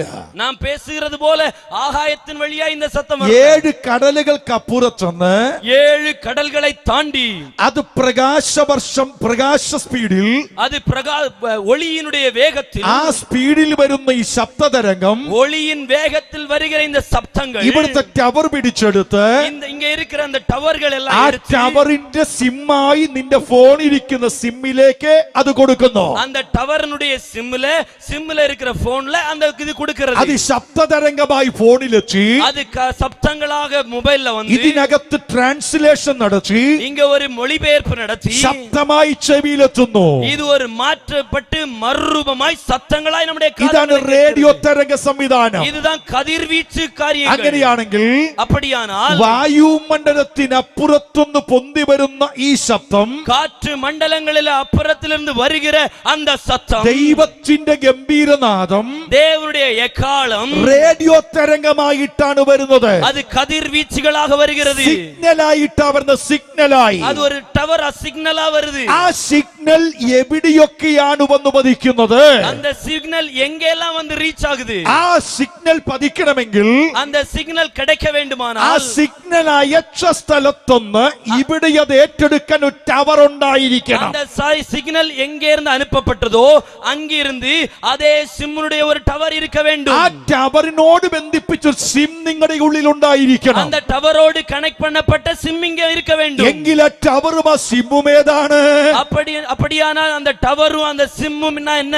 എഫെസ്യ ലേഖനം എബ്രായർക്ക് എഴുതിന നിരൂപണം 4-ാം അധ്യായം 4-ാം അധികാരം 30-ാമത് വാക്യം വായിക്കുക. 30-ാമത് വചനത്തെ വാസിக்கலாம். എഫെസ്യ ലേഖനം 4-ാം അധ്യായം 30-ാമത് വചനം. എബേസ്യർക്ക് എഴുതിന നിരൂപണം 4-ാം അധികാരം 30-ാമത് വചനം. அன்றியும் நீங்கள் மீட்கப்படும் நாளுக்கென்று முத்திரையாக பெற்ற தேவனுடைய பரிசுத்த ஆவியை துக்கப்படுத்தாதிருங்கள். ദൈവത്തിന്റെ പരിശുദ്ധിയാത്മാവിനെ ദുഃഖിപ്പിക്കരുത്.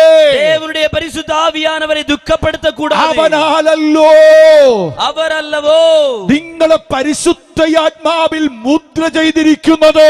അവരല്ലവോ ഉങ്ങളെ പരിശുദ്ധ വായിപ്പിക്കാം മലയാളത്തിൽ. ദൈവത്തിന്റെ പരിശുദ്ധാത്മാവിനെ ദുഃഖിപ്പിക്കരുത്. അവനാലല്ലോ നിങ്ങൾ വീണ്ടെടുപ്പ് നാളിനായി മുദ്രയിട്ടിരിക്കുന്നത്. നമ്മെ വീണ്ടെടുപ്പ് നാളിലേക്കായി മുദ്രയിട്ടിരിക്കുന്നുണ്ട്. അതിന്റെ പേര് പരിശുദ്ധയാത്മാവേ. மீட்கப்படும் நாளுக்கென்று முத்திரையாக போடப்பட்டதுதான் பரிசுத்த അപ്പൊ ஆவியானவர். നമ്മുടെ അകത്തുണ്ടായിരിക്കേണ്ട സിമ്മിന്റെ പേര് പരിശുദ്ധയാത്മാവേ. நமக்கு உள்ளாக இருக்க வேண்டிய சிம்முடைய பேர்தான் பரிசுத்த ஆவியானவர். പരിശുദ്ധനായ ദൈവത്തിൽ നിന്ന് പുറപ്പെടുന്ന പരിശുദ്ധ ശബ്ദമായ ഗംഭീരനാദം നിന്നിലേക്ക് പതിക്കണമെങ്കിൽ നിന്റെ അകത്ത് പരിശുദ്ധയാത്മാവെന്ന സിം ഉണ്ടായിരിക്കണം. பரிசுத்த தேவனிடத்திலிருந்து புறப்படுகிற அந்த தேவ எக்காலம் உங்கள் காதுகளில் உங்களுக்குள்ளாடி வர வேண்டுமானால் பரிசுத்த தேவனிடத்திலிருந்து புறப்படுகிற அதே பரிசுத்த ஆவியானவராகிய சிம் நம்ம எல்லாருக்குள்ள இருக்க வேண்டும். പരിശുദ്ധയാത്മാവിന്റെ സിം നമ്മിൽ ഉണ്ടായാൽ മാത്രം പോരാ. பரிசுத்த ஆவி என்கிற சிம் நம்மிடத்தில் இருந்தால் மாத்திரம் போதாது. വചനമെന്ന ടവറിന്റെ പരിധിക്കകത്ത് നിൽക്കണം. இந்த பரிசுத்த ஆவியானுடைய எல்லைக்குள்ளாக நிற்க வேண்டும். ഉപദേശമെന്ന ടവറിന്റെ പരിധിക്കകത്ത്, உபதேசம் என்கிற டவருக்குள்ளாடி, പ്രമാണമെന്ന ടവറിന്റെ പരിധിക്കകത്ത്, தேவனுடைய கனம் பண்ணுகிற இந்த டவருக்குள்ளாடி, വിശുദ്ധി എന്ന ടവറിന്റെ പരിധിക്കുള്ളിൽ, பரிசுத்தம் என்கிற எல்லைக்குள்ளாக, ദൈവത്തിന്റെ ഉപദേശാഷ്ടാക്കന്മാർ പറയുന്ന വചനത്തിന്റെ തെളിവിന്റെ അകത്ത്, தேவனுடைய தாசர்கள் சொல்லப்பட்டிருக்கிற பரிசுத்த வார்த்தையினுடைய சத்தியத்தினுள்ளே, ഈ വചനത്തിന്റെ അതിര് വിട്ടു മാറിപ്പോകരുത്. இந்த வார்த்தையினுடைய எல்லை மாறாதபடி. ഞാൻ ഇവിടെ വന്നപ്പോൾ நான் இங்க வந்தபோது എന്റെ ഫോണിൽ മെസ്സേജ് വരുന്നില്ല. என்னுடைய போன்ல மெசேஜ் ஒண்ணும் வரல. കാരണം എന്റെ ഫോണിന്റെ സിമ്മിന്റെ ടവർ ഇവിടെ എങ്ങും ഇല്ലെന്ന് തോന്നുന്നു. ஏன்னா என்னுடைய போன்ல இருக்கிற சிம் டவர் இங்க எதுவுமே இல்ல போல. ഇവിടെ ഇല്ലാത്തത് കൊണ്ട് എനിക്ക് മെസ്സേജും കിട്ടുന്നില്ല, കോളും വരുന്നില്ല. என்னுடைய சிம்மினுடைய டவர் இங்க இல்லாததனால எனக்கு மெசேஜும் வரல, போனும் வரல. അതിന്റെ കാരണം ഇതിന്റെ സിമ്മിന്റെ ടവർ ഇവിടെ എങ്ങും ഇല്ല. அதனுடைய காரணம் என்னன்னா இந்த போனுடைய சிம் இங்க சுற்றுவட்டாரத்துல எங்கேயுமே இல்ல. ഇപ്പൊ എന്നെ ആരെയും വിളിച്ചാൽ കിട്ടുന്ന ഉത്തരം, இந்த நேரத்துல யாராவது என்ன கூப்பிட்டா கிடைக்கிற ஆன்சர் അല്പനേരം കഴിഞ്ഞ് വിളിക്കേ, അല്പനേരം കഴിഞ്ഞ് വിളിക്കേ, கொஞ்ச நேரம் கழித்து கூப்பிடுங்க, கொஞ்ச நேரம் தாண்டி கூப்பிடுங்க. പരിധിക്ക് പുറത്താ. எல்லைக்கு அப்பாற்பட்டதுல எல்லைக்கு அப்புறம் കർത്താവിന്റെ ഗംഭീരത കേൾക്കുമ്പോൾ, கர்த்தருடைய தேவ எக்காலம் கேட்கும்போது, ഉപദേശമായ ടവർ വിട്ട് ജീവിച്ചാൽ, உபதேசம் என்கிற எல்லைக்கு வெளியே வாழ்ந்தால், പ്രമാണമെന്ന ടവർ വിട്ട് ജീവിച്ചാൽ, பரிசுத்தம் என்கிற எல்லைக்கு வெளியே வந்தால், ഈ വചനത്തിന്റെ ഉപദേശം വിട്ടു ജീവിച്ചാൽ, இந்த வேத வார்த்தையினுடைய சத்தியத்தை விட்டு நாம் வாழ்ந்தால், പരിധിക്ക് പുറത്തു പോയാൽ, எல்லைக்கு எல்லை நாம் வெளியே போனால், ഒരുപക്ഷെ പാടുന്ന വ്യക്തിയായിരിക്കാം, ஒருவேளை நாம் பாடுகிறவளா இருப்போம், പ്രാർത്ഥിക്കുന്ന വ്യക്തിയായിരിക്കാം, ஒருவேளை ஜெபிக்கிறவளா இருப்போம், പ്രസംഗിക്കുന്ന ஒருவேளை വ്യക്തിയായിരിക്കാം, பிரசங்கிக்கிறவனா இருப்போம், അന്യഭാഷ പറയുന്ന அந்நிய വ്യക്തിയായിരിക്കാം. பாஷை பேசுகிறவளா இருப்போம். പക്ഷെ നീ ടവർ വിട്ടു പുറത്തു പോയാൽ, என்ன இருந்தாலும் எல்லையை விட்டு நீ வெளியே போனால், പരിധി വിട്ടു പുറത്തു പോയാൽ, எல்லை விட்டு வெளியே போனால், നിനക്കൊരിക്കലും ആ കാഹളനാദം കേൾക്കാൻ കഴിയത്തില്ല. உங்களுக்கு ஒருபோதும் அந்த சத்தத்தை கேட்க ആ முடியாது. കാഹളനാദം കേൾക്കണമെങ്കിൽ അവന്റെ പരിധിക്കുള്ളിലായിരിക്കണം. அந்த காகள சத்தம் கேட்க வேண்டுமானால் அவருடைய எல்லைக்கு உள்ளாக நாம் இருக்க അവന്റെ വഴി வேண்டும். വിട്ടു ജീവിക്കാൻ പാടില്ല. அவருடைய சத்தியத்தை விட்டு வாழ முடியாது. അതുകൊണ്ടാണ് പത്രോസ് പറഞ്ഞത്, அதனால்தான் அப்போஸ்தலன் பேதுரு നിന്നെ சொல்லுகிறார், വിട്ടു ഞങ്ങൾ എവിടെ പോയി വസിക്കും? உம்மை விட்டு நான் யாரிடத்துல போவோம்? എന്റെ ദൈവത്തിന്റെ വചനം വിട്ടു പോകല്ലേ കുഞ്ഞേ, தேவனுடைய வார்த்தையை விட்டு போகாத, ദൈവത്തിന്റെ വഴി വിട്ടു മാറല്ലേ കുഞ്ഞേ, தேவனுடைய வழியை விட்டு மாறாதே, ദൈവിക ഉപദേശം വിട്ടു മാറല്ലേ കുഞ്ഞേ. தேவனுடைய சத்தியத்தை விட்டு வெளியே போகாதே. അല്പമായ സുഖത്തിന് വേണ്ടി, അല്പമായ സന്തോഷത്തിന് വേണ്ടി, അല്പമായ നന്മയ്ക്ക് വേണ്ടി പരിധി വിട്ടു പോകുന്നവർ കർത്താവിന്റെ ഗംഭീരനാദം കേൾക്കത്തില്ല. தற்காலிக சுகத்திற்காக, தற்காலிக ஆசீர்வாதத்திற்காக தேவனை விட்டு போகிறவன் தேவனுடைய சத்தத்தை கேட்க முடியாது. അതാണ് ബൈബിൾ പറയുന്ന യാഗം കഴിച്ച്, அதனால்தான் வேத புத்தகம் சொல்லுது, தேவனுடைய பலியை பெற்று യാഗം കഴിച്ചവൻ നിയമത്തിൽ നിൽക്കണം. எந்த ஒரு மனுஷன் பலியிடப்பட்டானோ அவன் உபதேசத்தில் நிற்க യാഗം வேண்டும். കഴിച്ചവൻ നിയമത്തിൽ നിൽക്കണം. எந்த ஒரு மனுஷன் இயேசுவை ஏற்றுக்கொள்ளானோ அவன் உபதேசத்தில் வர നീ வேண்டும். യേശുവിനെ സ്വീകരിച്ചാൽ യേശുവിന്റെ പാതയിൽ ജീവിക്കണം. நீ இயேசுவை ஏற்றுக்கொண்டால் அவருடைய வழியில் நடக்க வேண்டும். ക്രിസ്ത്യാനി എന്ന മലയാള വാക്കിന്റെ അർത്ഥം, கிறிஸ்தவன் என்ற மலையாள வார்த்தையினுடைய அர்த்தம் ക്രിസ്തുവിനെ അനുഗമിക്കുന്നവൻ. கிறிஸ்துவை பின்தொடர்கிறவன். ക്രിസ്തുവിനെ അനുഗമിക്കുക എന്ന് പറഞ്ഞാൽ கிறிஸ்துவை பின்தொடர்கிறவன் என்று சொன்னால் ക്രിസ്തുവിന്റെ വഴിയേ സഞ്ചരിക്കുന്നവൻ. கிறிஸ்துவினுடைய பாதையில் நடக்கிறவன். ക്രിസ്തുവിന്റെ വഴി വിട്ടു പോകുന്നവൻ ക്രിസ്ത്യാനിയല്ല. கிறிஸ்துவினுடைய வழியை விட்டு போகிறவன் கிறிஸ்தவன் அல்ல. മദ്യപാനി ക്രിസ്ത്യാനിയല്ല. மதுபானம் செய்கிறவன் கிறிஸ்தவன் அல்ல. ദുഷ്പ്രവർത്തിക്കാരൻ ക്രിസ്ത്യാനിയല്ല.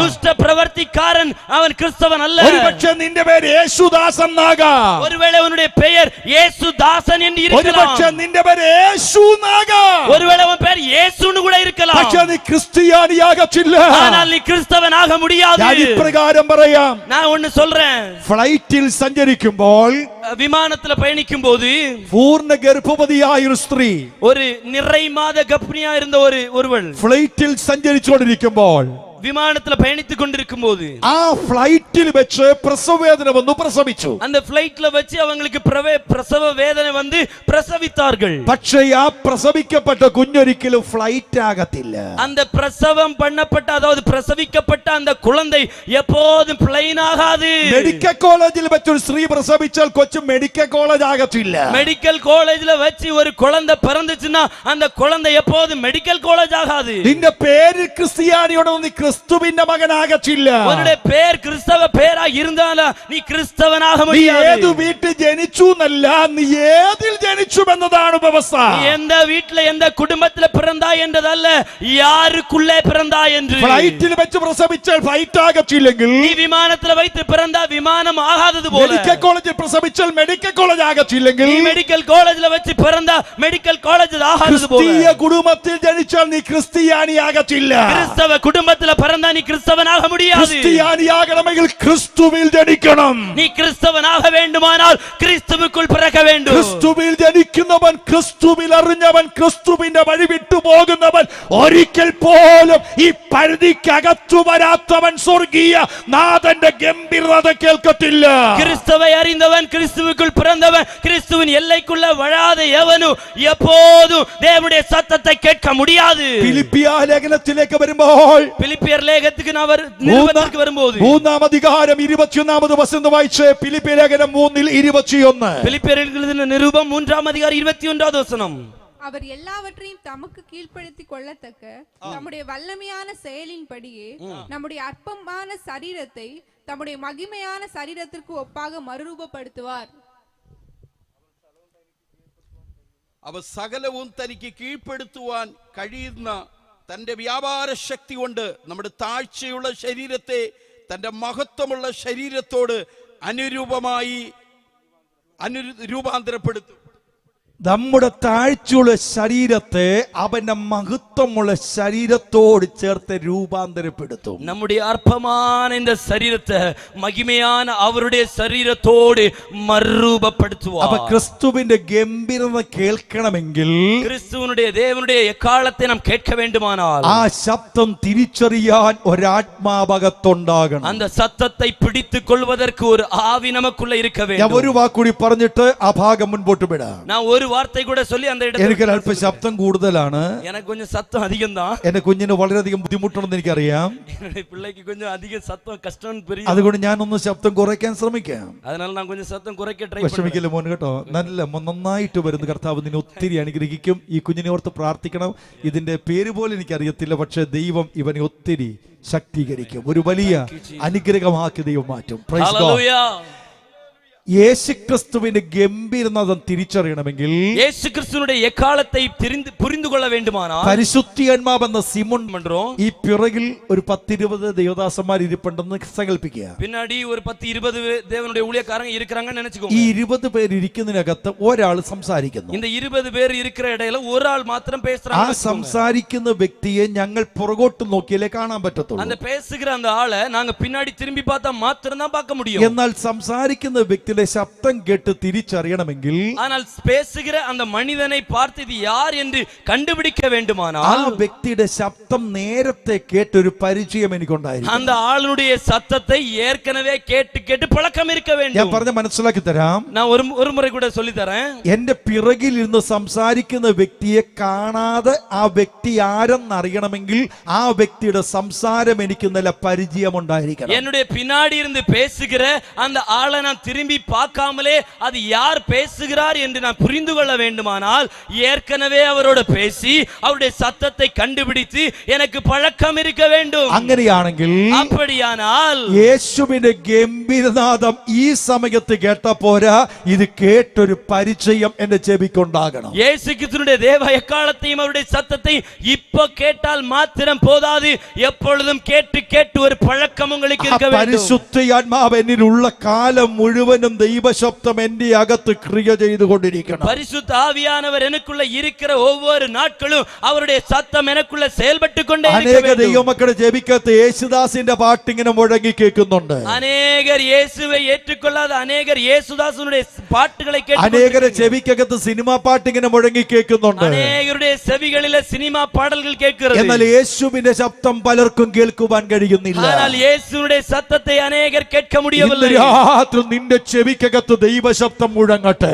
இந்த ராத்திரி இயேசுவின் നിന്റെ நாமத்தில் உங்கள் അകത്തളത്തിൽ செவிகளிலே ദൈവത്തിന്റെ ശബ്ദം മുഴങ്ങട്ടെ. உங்களுடைய ஆழமான നിന്റെ അകത്ത് மனதிலே ദൈവത്തിന്റെ ശബ്ദം മുഴങ്ങട്ടെ. உங்களுக்குள்ள தேவ ആ சத்தம் ശബ്ദം வெளிவருவதாக. തിരിച്ചറിയാൻ ദൈവാത്മാവ് നിന്നിൽ പ്രിയ ചെയ്യട്ടെ. அந்த சத்தத்தை புரிந்து கொள்வதற்கு பரிசுத்த ஆவியானவர் അവന്റെ உதவி செய்வார். ഗംഭീരനാദം നീ തിരിച്ചറിയണം. அவருடைய தேவ காலத்தை நீங்கள் புரிந்து கொள்ள வேண்டும். അപ്പൊ യേശു ക്രിസ്തുവിനെ ഗംഭീരനാദം തിരിച്ചറിയണമെങ്കിൽ അവന്റെ ഈ ആത്മാവ് നിന്നിൽ ഉണ്ടായിരിക്കണം. இயேசு கிறிஸ்துவினுடைய தேவ காலத்தை நீங்கள் கண்டுபிடிக்க வேண்டுமானால் அவருடைய ஆவி உங்களுக்குள் வாசம் பண்ண வேண்டும். രണ്ടാമത് ക്രിസ്തുവിൽ നീ മരിച്ചവനായിരിക്കണം. இரண்டாவது கிறிஸ்துவுக்குள் நீ மரித்தவர்களாய் இருக்கணும். ക്രിസ്തുവിൽ മരിക്കണമെങ്കിൽ ക്രിസ്തുവിൽ ജനിക്കണം. கிறிஸ்துவுக்குள்ள நீங்க மரிக்க வேண்டுமானால் கிறிஸ்து- கிறிஸ்துவுக்குள்ள நீங்க பிறந்தவர்களாய் இருக்க வேண்டும். ക്രിസ്തുവിൽ ജനിച്ച് ക്രിസ്തുവിൽ വളർന്നവനെ ക്രിസ്തുവിൽ മരിക്കാൻ പറ്റത്തുള്ളൂ. கிறிஸ்துவுக்குள்ள பிறந்து கிறிஸ்துவுக்குள்ள வளர்ந்தவனுக்கு மாத்திரமே கிறிஸ்துவுக்குள்ள மரிக்க முடியும். ക്രിസ്തുവിൽ ജനിച്ച് ക്രിസ്തുവിൽ ജീവിച്ച് ക്രിസ്തുവിൽ മരിക്കുന്നവനായി ഒരു ദൈവ കുഞ്ഞു തീരണം. கிறிஸ்துவில் பிறந்து கிறிஸ்துவில் வளர்ந்து கிறிஸ்துவில் மரிக்கிறவனாய் ஒரு தேவனுடைய பிள்ளை இருக்க வேண்டும். അതിന് ഒന്നുകൂടി ആശയം ഞാൻ പറയാം. அதில் என்னுடைய சிந்தையை நான் சொல்லுகிறேன். ഞാൻ എന്ന വ്യക്തി എന്റേതല്ലെന്ന് ആദ്യം തിരിച്ചറിയണം. நான் என்கிற ஒரு ஆள் அது என்னுடையவர் அல்ல என்பதை நான் புரிந்து கொள்ள வேண்டும். നിങ്ങൾ നിങ്ങളുടേതല്ലെന്ന് നിങ്ങൾ തിരിച്ചറിയണം. நீங்கள் உங்களுடையவர்கள் அல்ல என்பதை நீங்கள் புரிந்து கொள்ள പിന്നെ வேண்டும். നമ്മൾ ആരുടേതാ?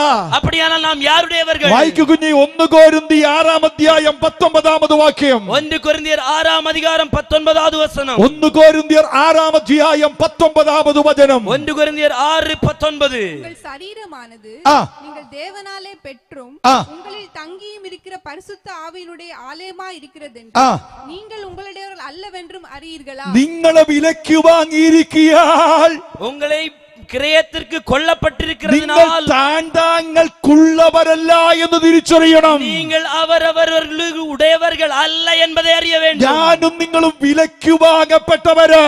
நீங்களும் நானும் கிரயத்துக்கு கொல்லப்பட்டவர்கள். നാം ഇനി നമ്മുടേതല്ല. நாம் இனி நம்முடையவர்கள் அல்ல. നമ്മെ വിലയ്ക്ക് വാങ്ങി ഒരുവന്റെ സ്വച്ഛാനാമേ. நம்மை விலக்கி வாங்கின ஒரு தேவனுடையவர்கள். നമ്മെ വിലയ്ക്ക് വാങ്ങിയതാരാണ്? நம்மை கிரயத்திற்கு வாங்கினது யார்? നമ്മെ വിലയ്ക്ക് വാങ്ങിയത് കർത്താവായ ദൈവമാണ്. நம்மை விலை கொடுத்து வாங்கினது ஆண்டவராகிய இயேசு അങ്ങനെയാണെങ്കിൽ கிறிஸ்து. ഞാനും നിങ്ങളും കർത്താവിന്റെ വകയാണ്. அப்படியானால் நீங்கள் நானும் தேவனுடையவர்கள். ക്രിസ്തു നമ്മെ വില കൊടുത്തു വാങ്ങി. கிறிஸ்து நம்மை விலை கொடுத்து வாங்கினார். എങ്ങനെയാണ് വില കൊടുത്തത്? எப்படி கிரயம் கொடுத்தார்? ഞാൻ അതിനെ ഒന്നുകൂടി ഓർപ്പിച്ച് നിങ്ങൾക്ക് മനസ്സിലാക്കി തരാം. ஒரு காரியத்தை சொல்லி உங்களுக்கு சொல்லி தரணும். അടിമക്കച്ചവടം നടക്കുന്ന കാലത്ത് அடிமை வியாபாரங்கள் நடக்கிற அந்த காலத்தில் ഞാനൊരു അടിമയാന്ന് സങ്കല്പിക്കുക. நான் ஒரு அடிமை நினைச்சுக்கோங்க. എന്റെ യജമാനൻ ദുഷ്ടനായൊരു മനുഷ്യൻ, என்னுடைய எஜமான் ஒரு துன்மார்க்கனான ஒரு மனுஷன், എന്നെ ഉപദ്രവിക്കുന്ന ദുഷ്ടനായ മനുഷ്യൻ. என்னை உபத்திரவப்படுத்துகிற ஒரு துன்மார்க்கன். അങ്ങനെ ആ ദുഷ്ടനായ യജമാനന്റെ കീഴിൽ അടിമത്വത്തിൽ കഴിയുന്ന അടിമയായ ഞാൻ, ஒரு துன்மார்க்கமான எஜமானுடைய கீழே அடிமையாக வாழ்ந்து கொண்டிருக்கிற ஒரு அடிமை. എന്റെ ചെവിയിൽ അടിമത്തിന്റെ ആ തുളതുളച്ചിട്ട് ആ അടിമയുടെ ഒരു ചുറ്റന്റെ ചെവിയിൽ ധരിപ്പിച്ചിട്ടുണ്ട്. என்னுடைய காதுகளில அடிமைக்காரனுக்கு போடப்படுகிற அந்த துளைகள் போடப்பட்டிருக்கிறது. എന്റെ കാലിൽ അടിമ ചങ്ങലയുടെ കൊളുത്തുകൾ ബന്ധിപ്പിച്ചിട്ടുണ്ട്. என்னுடைய கால்களில அடிமை சங்கிலிகள் போடப்பட்டிருக்கிறது. എന്റെ ശരീരത്തിൽ അടിമയുടെ എംബ്ലം പതിപ്പിച്ചിട്ടുണ്ട്. என்னுடைய உடம்புல என்னுடைய சரீரத்துல அடிமையினுடைய முத்திரைகள் ഞാൻ ഒരു போடப்பட்டிருக்கிறது. അടിമയായി മാറിക്കഴിഞ്ഞവനാ. நான் ஒரு அடிமையாய் மாற்றப்பட்டவன். എന്റെ യജമാനൻ എന്തു പറഞ്ഞാലും ചെയ്യാൻ വിധിക്കപ്പെട്ട അടിമ. என்னுடைய துன்மார்க்கனான எஜமான் என்ன சொன்னாலும் செய்வதற்கென்று நியமிக்கப்பட்டவன். ഒരു ദിവസം യജമാനൻ ചിന്തിച്ചു, ஒரு நாள் இந்த எஜமான் இப்படி சிந்தித்தார், എന്നെ വിൽക്കാം, என்னை விற்பதற்கு, എന്നെ വിൽക്കുവാൻ വേണ്ടി അടിമച്ചന്തയിൽ കൊണ്ടുപോയി നിർത്തി. என்னை மற்றொருவருக்கு விற்று போடுவதற்கென்று அடிமை சந்தையில கொண்டு வைத்தார். എന്റെ ജീവിതത്തിൽ പലവിധമായ ചിന്തകൾ വന്നു. என்னுடைய சிந்தையில பலவிதமான எண்ணங்கள் வந்தது. ഈ ദുഷ്ടനായ യജമാനനേക്കാൾ നല്ലൊരു വ്യക്തിക്ക് എന്നെ കിട്ടണമേ എന്ന് ഞാൻ ചിന്തിക്കാൻ തുടങ്ങി. நான் இப்படி சிந்திக்க தொடங்கினேன். இந்த துன்மார்க்கனமான எஜமானிடத்திலிருந்து நல்ல ஒரு எஜமானிடத்துல என்னை எப்படியாவது விற்க வேண்டுமே என்று எண்ண தொடங்கினேன். എന്റെ അരികിലേക്ക് അനേകരും വാങ്ങുവാൻ വന്നു. என்னுடைய பக்கத்துல ஒருவர் என்னை வாங்குவதற்கு അവർ வந்தார். എന്നെ സൂക്ഷിച്ചു നോക്കി. அவர் என்னை உற்று நோக்கினார். എന്റെ യജമാനോട് എന്റെ വില ചോദിച്ചു. என்னுடைய எஜமானிடத்துல இவனுடைய விலை என்ன என்று கேட்டார். യജമാൻ എനിക്ക് ചോദിച്ച വില വലിയൊരു വിലയായിരുന്നു. இந்த எஜமான் எனக்கு கேட்ட ஒரு விலை மிக பெரியதா இருந்தது. വാങ്ങുവാൻ വന്നവർക്ക് ആർക്കും ആ വില കൊടുത്ത് എന്നെ വാങ്ങേണ്ട ആവശ്യം തോന്നിയില്ല. வாங்குவதற்கு வந்தவர்களுக்கு என்னுடைய விலையை பார்த்து வாங்குவதற்கு யாருக்கு ആ விருப்பம் இல்லை. വിലയ്ക്ക് എനിക്ക് അർഹതയില്ല എന്ന് അവർക്ക് മനസ്സിലായി. அந்த விலை கொடுத்து வாங்குற அளவுக்கு நமக்கு தகுதி இல்லை என்று எல்லாருக்கும் தெரிந்தது. അവരാരും എന്നെ വാങ്ങിയില്ല. அந்த யாரும் என்ன வாங்கவில்லை. ഞാൻ വേദനയോട് ദുഃഖിച്ചിരിക്കുവാൻ തുടങ്ങി. நான் வேதனையோடு துக்கப்பட்டு இருக்க ഇനിയും துவங்கினேன். ഈ ദുഷ്ട യജമാനന്റെ കീഴിൽ ഞാൻ പോകണമല്ലോ എന്ന് ചിന്തിച്ചുകൊണ്ടിരിക്കുമ്പോ யாரும் என்ன வாங்கலன்னா மறுபடியும் இந்த துன்மார்க்கமான எஜமானிடத்துல நான் போக வேண்டுமே என்று நான் நினைச்சிட்டு இருக்கும்போது ഒരു മനുഷ്യൻ അരികിലേക്ക് വന്നു. ஒரு மனிதன் என்னுடைய பக்கத்துல வந்தான். എന്നെ കണ്ടു. என்னை பார்த்தான். എന്നോട് ദയ തോന്നി. என்னிடத்தில் கருணை ആ காண்பித்தார். യജമാനോട് ചോദിച്ചു, ഇവൻ എന്ത് വില വേണം? அந்த எஜமானோடு கேட்டார், இவனுக்கு என்ன விலை வேண்டும் என்று. യജമാനൻ എന്നെ കുറിച്ച് ആവശ്യപ്പെട്ട വില വലിയൊരു വിലയായിരുന്നു. இந்த எஜமான் என்னை குறித்து கேட்ட விலை மிக பெரியதா இருந்தது. ഈ വന്ന നല്ല മനുഷ്യന് മനസ്സിലായി ഈ വിലക്ക് ഇവനില്ല. இந்த பக்கத்துல வந்த இந்த எஜமானுக்கு தோன்றினது, இந்த விலை கொடுக்கிற அளவுக்கு இவன் தகுதி இல்ல. പക്ഷെ എന്നെ നോക്കിയപ്പോൾ ആ യജമാനന് മനസ്സിലായി ഇവന്റെ കയ്യിൽ നിന്ന് രക്ഷപ്പെടുവാൻ കൊതിക്കുന്ന മനുഷ്യനാ ഞാനെന്ന്. நான் தகுதி இல்லாமல் இருந்துட்டு என்ன பார்க்கும்போது அவருக்கு தோன்றினது, இவனை எப்படியாவது இவனிடத்திலிருந்து விடுதலை ആ ஆக்க ദുഷ്ട வேண்டும். യജമാനൻ ചോദിച്ച വില കൊടുത്ത് എന്നെ വിലക്ക് വാങ്ങി നല്ല യജമാനൻ. அந்த துஷ்ட எஜமானன் என்ன விலை கேட்டாரோ அதே விலை கொடுத்து என்னுடைய எஜமானன் என்னை എനിക്ക് வாங்கினார். സന്തോഷമായി. எனக்கு மிகுந்த சந்தோஷம். ആ വാങ്ങിച്ച യജമാനൻ அந்த எஜமானனை வாங்கினார். എന്റെ കാതിലെ ആ കുടുക്കെടുത്തു മാറ്റി. என்னுடைய காதுல போட்டப்பட்டிருந்த அடிமையினுடைய தொடுக்கை എന്റെ மாற்றினார். കാലിൽ ഈ അടിമ ചങ്ങലയുടെ കൊളുത്തെടുത്തു മാറ്റി. என்னுடைய காலில் இருந்த அடிமையினுடைய சங்கிலியை மாற்றினார். എന്റെ ശരീരത്തിൽ ഈ അടിമത്വത്തിന്റെ നുകത്തെ എടുത്തു മാറ്റി. என்னுடைய உடம்பில் இருந்த அடிமையினுடைய முத்திரையை மாற்றினார். എന്നിട്ട് എന്നോട് പറഞ്ഞു, என்னை பார்த்து சொன்னார், ഞാൻ നിന്നെ വിലക്ക് വാങ്ങി. நான் உன்னை கிரயத்திற்கு வாங்கி இருக்கிறேன். ഇനി ഒരിക്കൽ പോലും നീ അടിമയല്ല. இனி ஒருபோது நீ அடிமை அல்ல. നീ സ്വതന്ത്രനായി நீ മാറിക്കഴിഞ്ഞിരിക്കുക. விடுதலையாக்கப்பட்டிருக்கிறாய். നീ പൊയ്ക്കൊള്ളുക. நீ പോ. നിനക്ക് ഇഷ്ടമുള്ള സ്ഥലത്ത് പൊയ്ക്കൊള്ളുക. உனக்கு விருப்பமான இடத்திற்கு പോ. ഞാൻ ഇപ്രകാരം ചിന്തിച്ചു. நான் இப்படி நினைத்தேன். ഇത്രയും നല്ല യജമാനൻ എനിക്കുള്ളപ്പോൾ இப்படிப்பட்ட மிகப்பெரிய எஜமானன் எனக்கு ഞാൻ இருக்கும்போது എവിടെ പോകാനാ? நான் எங்கே போக? ഞാൻ യജമാനു മുൻപാകെ മുട്ടുമടക്കി. நான் அதே எஜமானுக்கு முன்பதாக முழங்காலை അയ്യോ മടക്കി, യജമാനനെ, ஓ என் எஜமானனே, ഞാൻ ഇന്നു മുതൽ നിനക്കായി എന്നെ സമർപ്പിക്കുന്നു. இன்று முதல் என்னை உமக்காக நான் ഞാൻ ഇനി ஒப்புக்கொடுக்கிறேன். എന്റേതല്ല, நான் இனி என்னுடையவனல்ல, ഞാൻ ഇനി നിന്റേതാണ്. நான் இனி உம்முடையவன். എന്നെ വിലക്ക് വാങ്ങി അങ്ങയുടേതാണ് ഞാന്. என்னை விலைக்கு வாங்கின உம்முடையவன் நான். വിലക്ക് വാങ്ങപ്പെട്ടു കഴിഞ്ഞാൽ വില കൊടുത്തവന്റെ വ്യക്തിത്വമാണ് ഞാനും നിങ്ങളും. விலை கொடுத்து வாங்கப்பட்டு விட்டீர்கள் என்றால் விலை கொடுத்தவருடைய சொத்து தான் நீங்கள். ഞാൻ ഒരു വാക്കുകൂടി പറയാം. ஒரு வார்த்தை கூட சொல்லுகிறேன். വിലക്ക് വാങ്ങപ്പെട്ടവനെങ്കിൽ ഞാനും നിങ്ങളും വില കൊടുത്തവന്റെ സ്വത്താണെന്ന സത്യം തിരിച്ചറിയണം. விலை கொடுத்து வாங்கப்பட்டவர்கள் என்றால் நீங்கள் நானும் நம்முடையவர்கள் அல்ல, விலை கொடுத்தவருடையவர்கள் என்பதை சத்தியத்தை நாம் புரிந்து கொள்ள അങ്ങനെ வேண்டும். വില കൊടുത്ത് എന്നെ വാങ്ങിയെങ്കിൽ പിന്നെ ഞാൻ ഇനി എന്റെ ഇഷ്ടത്തിൽ ജീവിക്കാൻ പാടില്ല. அப்படி விலை கொடுத்து என்னை வாங்கப்பட்டவன் என்றால் நான் இனி என்னுடைய விருப்பத்தின்படி நடக்க முடியாது. എന്റെ ഇഷ്ടത്തിൽ ജീവിച്ചാൽ ഞാൻ യജമാനനെ എതിർക്കുന്നവനായി മാറും. என்னுடைய விருப்பத்தின்படி நான் வாழ ஆரம்பித்தால் எஜமானனை விரோதிக்கிறவனாய் மாறிடுவேன். അതാണ് വിശുദ്ധ ബൈബിളിൽ പറഞ്ഞത്. அதைதான் பரிசுத்த வேதாகமம் നിങ്ങളെ சொல்கிறது. വിലയ്ക്ക് വാങ്ങിയിരിക്കുക. உங்களை கிரயத்திற்கு ഇനി கொல்லப்பட்டிருக்கிறீர்கள். നിങ്ങൾ താങ്കുള്ളവരല്ല എന്നറിഞ്ഞുകൊള്ളി. இனி நாம் அவரவர்களுடையவர்கள் அல்ல என்பதை அறிந்து கொள்ள வேண்டும். അതുകൊണ്ടാണ് യേശു ഒരിക്കൽ ഇങ്ങനെ പറഞ്ഞു. அதனால் தான் இயேசு ஒரு முறை இப்படி சொன்னார். ഇതാ ലോകത്തിന്റെ പ്രഭു വരുന്നു. இதோ லோகத்தினுடைய அதிபதி வருகிறார். അവനുമായി എനിക്കൊരു കാര്യവുമില്ല. அவனோடு எனக்கு ஒரு சம்பந்தமும் கிடையாது. ഒരിക്കൽ യേശു ശിഷ്യന്മാരെ വിളിച്ചിട്ട് പറഞ്ഞു, ஒரு முறை இயேசு சீசர்களை பார்த்து சொன்னார், ഞാൻ ലൗകികനല്ലാത്തതുപോലെ நான் உலகத்தான் அல்லாதது போல നിങ്ങളും ലൗകികന്മാരാകരുത്. நீங்களும் உலகத்தார் ஆகக்கூடாது. സാത്താൻ അവകാശം പറയാൻ കഴിയുന്ന ഒന്നും നമ്മിൽ ഉണ്ടാകാൻ പാടില്ല. சாத்தான் தன்னுடையது என்று சொல்லுகிற எந்த காரியமும் நம்மிடத்தில் இருக்க கூடாது. സാത്താൻ അവകാശം പറയാൻ കഴിയുന്ന ഒരു സ്വഭാവവും നമ്മിൽ ഉണ്ടാകാൻ പാടില്ല. பிசாசானவன் சொந்தம் கொண்டாடுகிற எந்த ஒரு அவகாசம் நமக்குள்ள இருக்க கூடாது. ഞാനും നിങ്ങളും വാടക താമസക്കാരൻ സത്യം തിരിച്ചറിയണം. நீங்களும் நானும் ஒரு வாடகை வீட்டுல வாசம் பண்ணுகிறோம் என்பதை அறிந்து கொள்ள வேண்டும். എന്നെ വിലയ്ക്ക് വാങ്ങിയിട്ട് എന്നെ ദൈവം ഈ ഭൂമി എന്ന വാടക വീട്ടിൽ താമസിപ്പിച്ചേക്കുക. என்னை விலை கொடுத்து வாங்கிவிட்டு இயேசு உங்களையும் என்னையும் பூமி என்ற வாடகை வீட்டுல வச்சிருக்கிறார். ഞാൻ അവിടെ ഒരു കാര്യം പറയാതിരിക്കാൻ പറ്റില്ല. அப்படி சொல்லும்போது ஒரு காரியத்தை சொல்லாம இருக்க முடியாது. വാടക വീട്ടിൽ താമസിക്കുമ്പോൾ വീട്ടുകാരറിയാതെ വീട്ടുകാരുടമസ്ഥൻ അറിയാതെ നിന്റെ തന്നിഷ്ടത്തിൽ എന്തേലും വാടക വീട്ടിൽ ചെയ്യാൻ പാടില്ല. வாடகை வீட்டுல வாசம் தங்கிட்டு இருக்கும்போது அந்த வாடகை வீட்டுக்காரன் அந்த வீட்டு ஓடையக்காரன் தெரியாம அந்த வீட்டுக்குள்ள எதையும் செய்ய முடியாது. ഈ ശരീരം ഈ വാടക വീടാണെന്ന്, இந்த சரீரம் வாடகை வீடு. ആത്മാവിനെ ദൈവം ഈ വീട്ടിലേക്ക് താമസിപ്പിക്കാൻ വാടക വീട്ടിൽ വെച്ചേക്കുക. பரிசுத்தாவியாகிய தேவன் வாசம் பண்ணுவதற்கு இந்த வீட வாடகை வீடா നിങ്ങളുടെ வச்சிருக்கிறார். ശരീരം ദൈവത്തിന്റെ മന്ദിരം. உங்களுடைய சரீரம் தேவனுடைய ஆலயமாய் നിങ്ങളുടെ இருக்கிறது. ശരീരം ദൈവത്തിന്റെ മന്ദിരം. உங்களுடைய சரீரம் தேவனுடைய ஆலயம். അപ്പൊ ഈ ശരീരം ദൈവത്തിന്റെ വീടാണ്. அப்படியானால் இந்த சரீரம் தேவனுடைய ஆலயம். നിങ്ങളുടെ ശരീരം ദൈവത്തിന്റെ മന്ദിരമെന്നും உங்களுடைய சரீரம் தேவனுடைய ஆலயம் என்றும் ദൈവത്തിന്റെ ആത്മാവായ വില കൊടുത്തു വാങ്ങിയ ആത്മാവിനെ ഈ ദൈവത്തിന്റെ മന്ദിരമായ ശരീരത്തിൽ ദൈവം പാർപ്പിച്ചേക്കുമാണെന്ന് സത്യം നിങ്ങൾ തിരിച്ചറിയണം. தேவனுடைய ஆவியானவர் வாசம் பண்ணுவதற்கென்று விலை கொடுத்து வாங்கப்பட்ட சரீரம் தான் நீங்களும் நானும் வசிக்கிற இந்த சரீரம். അങ്ങനെയാണെങ്കിൽ ഈ വാടക വീടായ ശരീരത്തിൽ പാർക്കുന്ന ആത്മ നിറവുള്ള മക്കൾ ഈ ശരീരത്തെ വിശുദ്ധമായി സൂക്ഷിക്കണം. அப்படியானால் இந்த வாடகை வீட்டுல வாசம் பண்ணுகிற அந்த பரிசுத்த ஆவியானுடைய நிறைவு என்கிற அறிவு உள்ளவர்கள் தேவனுடைய கற்பனையின்படி நடக்க வேண்டும். വാടക വീട്ടിൽ എന്തെങ്കിലും പണി ചെയ്യണമെങ്കിൽ ഉടമസ്ഥൻ അറിയണമെന്ന്. வாடகை வீட்டுல எதையாவது நீங்க செய்ய வேண்டுமானால் அந்த உடையக்காரன் அறிய வேண்டும் என்று. ഈ വീട്ടിൽ നിന്റെ ഇഷ്ടത്തിനുള്ള പരിപാടി ചെയ്യാൻ പാടില്ലെന്ന് സാരം.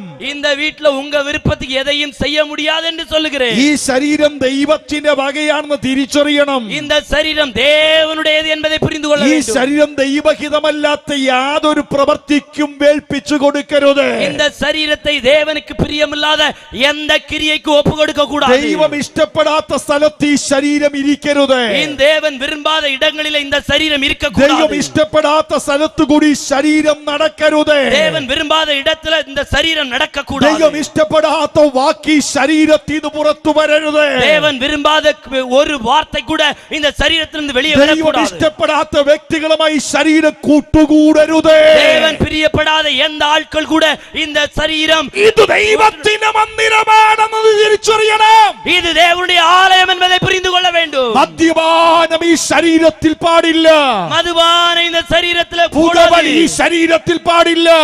புகைப்பிடித்தல் இந்த சரீரத்தில் പാപപ്രവൃത്തികൾ ഈ ശരീരത്തിൽ പാടില്ല. பாவத்தினுடைய எந்த கிரியை சரீரத்தில் ജഡമോഹങ്ങൾ ശരീരത്തിൽ പാടില്ല. மாம்ச கிரியைகள் கூடாது. കോപം, ക്രോധം, ഈർഷ്യ, പകവിണക്ക, ജാരസംഗം, ഒന്നപക്ഷ, മദ്യപാന, വെറിക്കൂത്ത് ആദിയായ ജഡപ്രവർത്തികൾ ആത്മാവ് വസിക്കുന്ന ശരീരത്തിൽ പാടില്ല. கோபங்கள், பிரிவினைகள், சண்டைகள், மார்க்கபேதங்கள் இந்த சரீரங்கள் பரிசுத்த ஆவியானவர் வாசம் பண்ணின சரீரத்துக்கு கூடாது. യേശു പറയുക, ഞാൻ ലൗകികനല്ലാത്തതുപോലെ നിങ്ങളും ലൗകികന്മാരാകരുത്. இயேசு சொல்லுவது போல நீங்கள் உலகத்தான் அல்லாதது போல நீங்களும் உலகத்தார் ஆக கூடாது.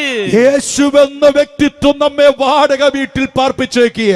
இயேசு என்கிற ஆண்டவர் நம்மை வாடகை வீட்டுல வாசம் பண்ண வைத்திருக்கிறார். നാം ഒരിക്കൽ കർത്താവിന്റെ ഗംഭീരനാദം കേൾക്കും. நாம் ஒரு முறை தேவனுடைய சத்தத்தை ആ கேட்போம். നാദത്തിൽ നാം ഉയർത്തെഴുന്നേൽക്കണം. அந்த எக்காலம் கேட்கும் போது நாம் உயிரோடு எழும்ப வேண்டும். നാളെ രാത്രി കർത്താവ് അനുവദിച്ചാൽ, நாளை ராத்திரி கர்த்தருக்கு சித்தமானால், 3 വിധ നരകത്തെക്കുറിച്ചും 3 വിധ സ്വർഗത്തെക്കുറിച്ചുമുള്ള ദൈവിക വചനവും 3 വിധமான നരകത്തെയും 3 വിധமான പരലോകത്തെ കുറിച്ചதான സത്യത്തെയും വചനത്തിന്റെ വെളിച്ചത്തിൽ മരണാനന്തര വിഷയത്തെ ശക്തമായി സൂചിപ്പിക്കാൻ ആഗ്രഹിക്കുന്നു. தேவனுடைய வார்த்தையின் அடிப்படையில் மறுரூபத்தை குறித்தும் பேச நான் விரும்புகிறேன். ഇന്ന് രാത്രി യേശുവിന്റെ കുടുംബത്തിൽ പാർക്കുന്ന വ്യക്തികളെ ഞാനെന്ന് ഉറപ്പുള്ളവർ ആ കരം ഉയർത്തി ദൈവത്തെ സ്തുതിച്ചാട്ടെ. இந்த ராத்திரியில தேவனுடைய சரீரத்தில் வாசம் பண்ணுகிறவர்கள் என்கிற அறிவுள்ளவர்கள் கைகளை உயர்த்தி காண்பீங்க பார்க்கலாம். ദൈവമക്കളെ, നിങ്ങളുടെ ശരീരം പാപം ചെയ്യരുത്. தேவனுடைய பிள்ளைகளே, உங்களுடைய சரீரம் பாவம் செய்யக்கூடாது. പാപത്തിന് അടിമയായി ജീവിക്കരുത്. உங்களுடைய பாவத்தினுடைய அடிமைகளாய் ഈ வாழக்கூடாது. സ്വാതന്ത്ര്യ ദിന ദിവസത്തിൽ, இந்த